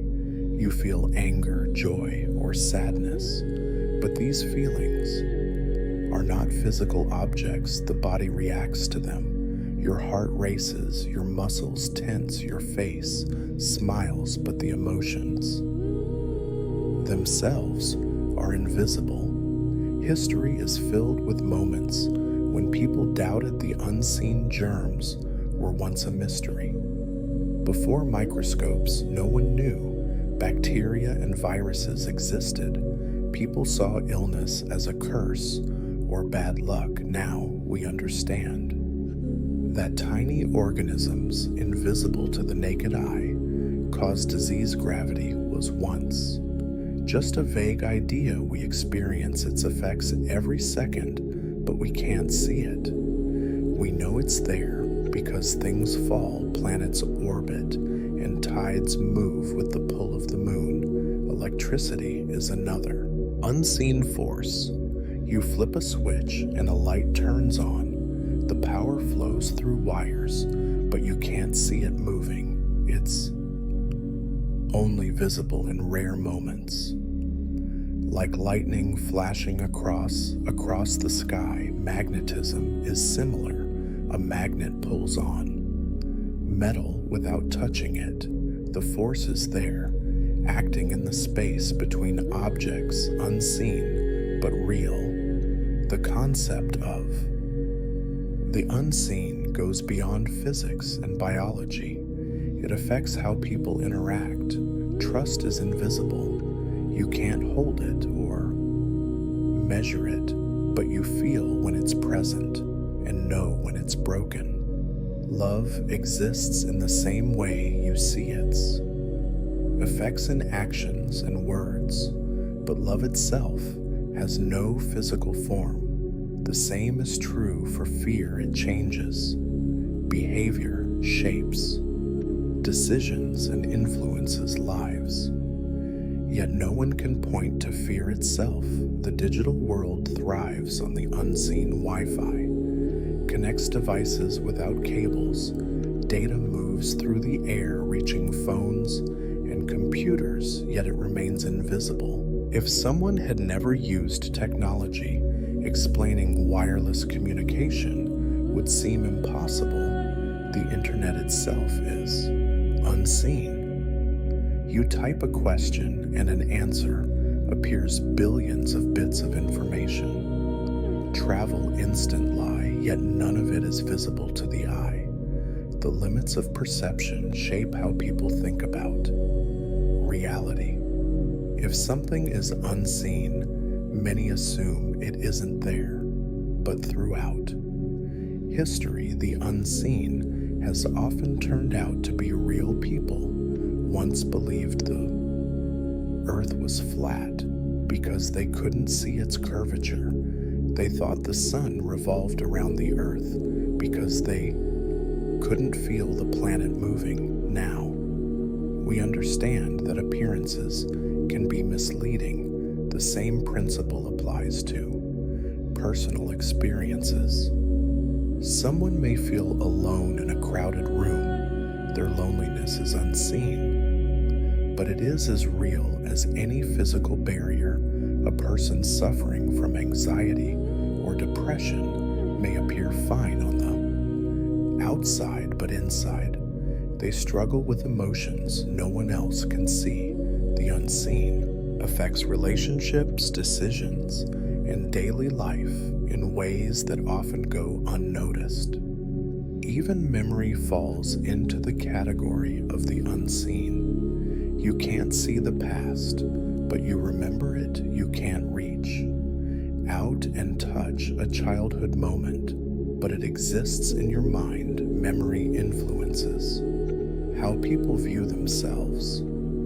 Someone who remembers past failures may hesitate to try again. Someone who holds on to past joys may find strength in difficult times.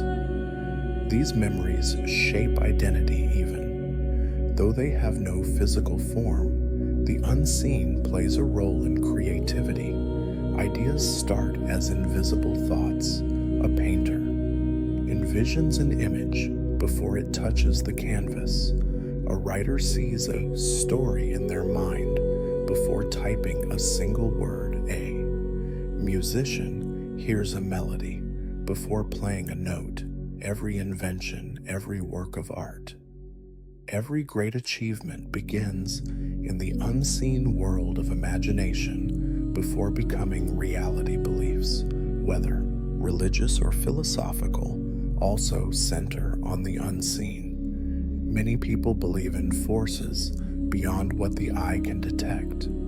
Some call it fate, others call it energy, and some see it as divine. These beliefs shape lives, guiding choices and giving meaning to existence. Faith itself is unseen. It exists within a person, driving them to act, hope, or persevere. Despite uncertainty, science continues to uncover new aspects of the unseen. Dark matter and dark energy make up most of the universe, yet no one has seen them. Directly, theories suggest they exist based on their effects on galaxies, and gravity. Quantum physics reveals particles that behave in ways that seem impossible. Under classical physics, particles can exist in two places at once, change states when observed, and influence each other across vast distances. The deeper we explore reality, the more we realize how much is unseen. The vastness of space hides countless mysteries. The depths of the ocean hold creatures yet to be discovered. Even within the human mind, thoughts form, memories fade, and emotions rise, all without being seen. Understanding the unseen changes how people view the world.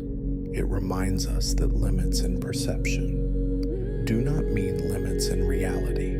It encourages curiosity, pushing us to question what we know and explore what we don't. It challenges assumptions, urging us to consider the invisible forces shaping our lives. The unseen is not something to fear.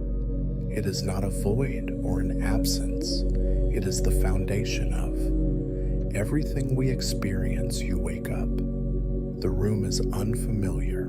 The bed beneath you, who are you without memory, is stiff. The sheets of color you don't recognize. There's a faint hum in the air, maybe from an air conditioner or a refrigerator you don't know. You sit up and your hands feel foreign to you. Examine them, turning them over, tracing the lines on your palms. They mean something, but you don't know what. You swing your legs over the edge of the bed and stand. The floor is cold. You don't know where you are. More importantly, you don't know who you are. Your mind is empty of details, but something deeper hums beneath that emptiness, a feeling. You are someone, you have thoughts, you have instincts, but the facts, the things that ground a person to a life, are missing. You step toward the door. Your body moves smoothly, as if on autopilot. You know how to walk, you know how to reach for the handle. You turn it without thinking. This knowledge, the kind that sits in your muscles and bones, is Intact, your body remembers what your mind does not, but memory is more than. Function, it is the thread that ties you to everything, and without it, you are.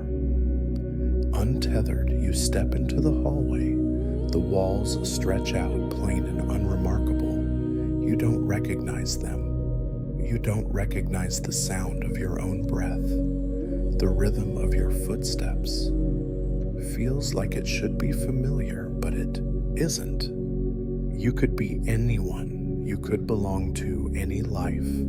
There is nothing. Inside you, to contradict that thought, a woman appears at the end of the hall. She smiles, but her face does nothing to stir recognition in you. She says your name, but the sound of it lands without weight. You try to respond, but your own voice surprises you. It belongs to you, yet it doesn't. She sees the confusion on your face. Her expression changes, concern, maybe fear even. She says your name again, slower this time, as if giving you a chance to hold on to it, but there is nothing to hold. It slips away as soon as she speaks it. She asks if you're okay. You don't know how to answer that. What does it mean to be okay? You are standing, you are breathing. Your heart is beating, but you have no frame of reference. Were you okay yesterday, the day before? What?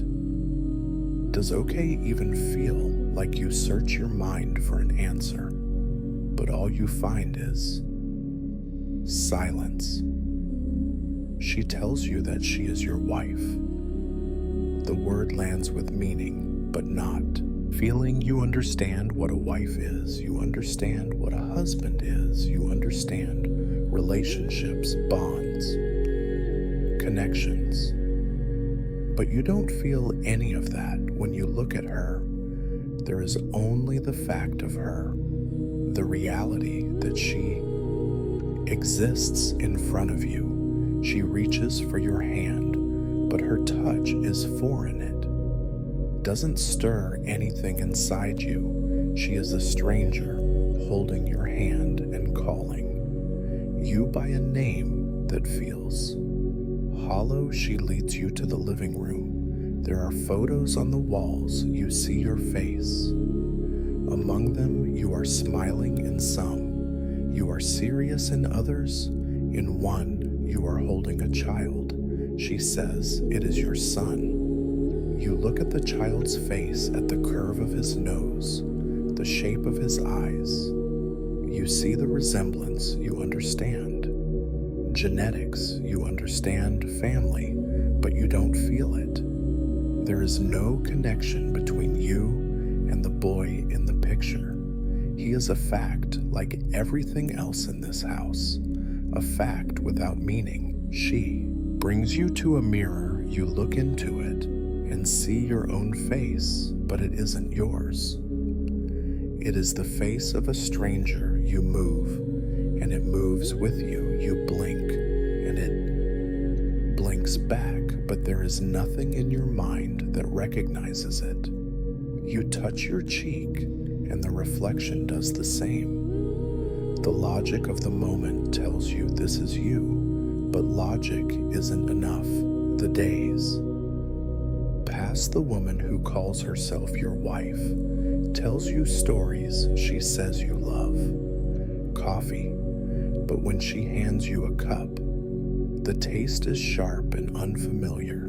She says, you like the smell of rain, but when a storm rolls in, the scent of wet earth stirs nothing in you. She tells you about the vacations you took, the fights you had, the things that made you laugh. These stories are meant to bring you back to yourself, but they are just words. They belong to someone, but not to you. You learn things about the world. You know how to hold a fork. You know how to tie your shoes. You understand that the sun rises in the east and sets in the west. You know history, science, math. These things are there solid and unmoving, but you don't know what kind of person you were. Were you kind? Were you cruel? Did you love deeply, or did you hold people at a distance? These are things that facts cannot tell you. These are things that memory carries, and without it, you are an outline of a person without the colors that make you real. The woman shows you a journal, your handwriting covers the pages you read, your own words, but they feel like they belong to someone else. The thoughts are familiar, in structure, in rhythm, in phrasing, but they don't belong to you. You absorb them. Like a student learning about a historical figure, you take notes in your mind, you gather data, but none of it changes emptiness inside you. You meet people who call you their friend. They tell you jokes you once loved, but they don't make you laugh. They remind you of shared memories, but to you they are just stories. You nod and smile, but you do not feel what they feel. You are a ghost in your own life, watching it from a distance. You begin to learn about yourself in a different way, not through memories, but through patterns. You see how you react to things. You notice what makes you tense, what makes you relax. You find yourself drawn to certain music, certain foods. These small things begin to define you, not because they remind you of who you were, but because they shape who you are now. One day you wake up and see the woman beside you. She is still a stranger, but when she smiles, you find yourself smiling back, not because you remember loving her, but because in this moment you do. The past is gone. The person you were is gone, but the person you are, whoever that may be, is beginning to form, not from memories, but from moments, not from history, but from now.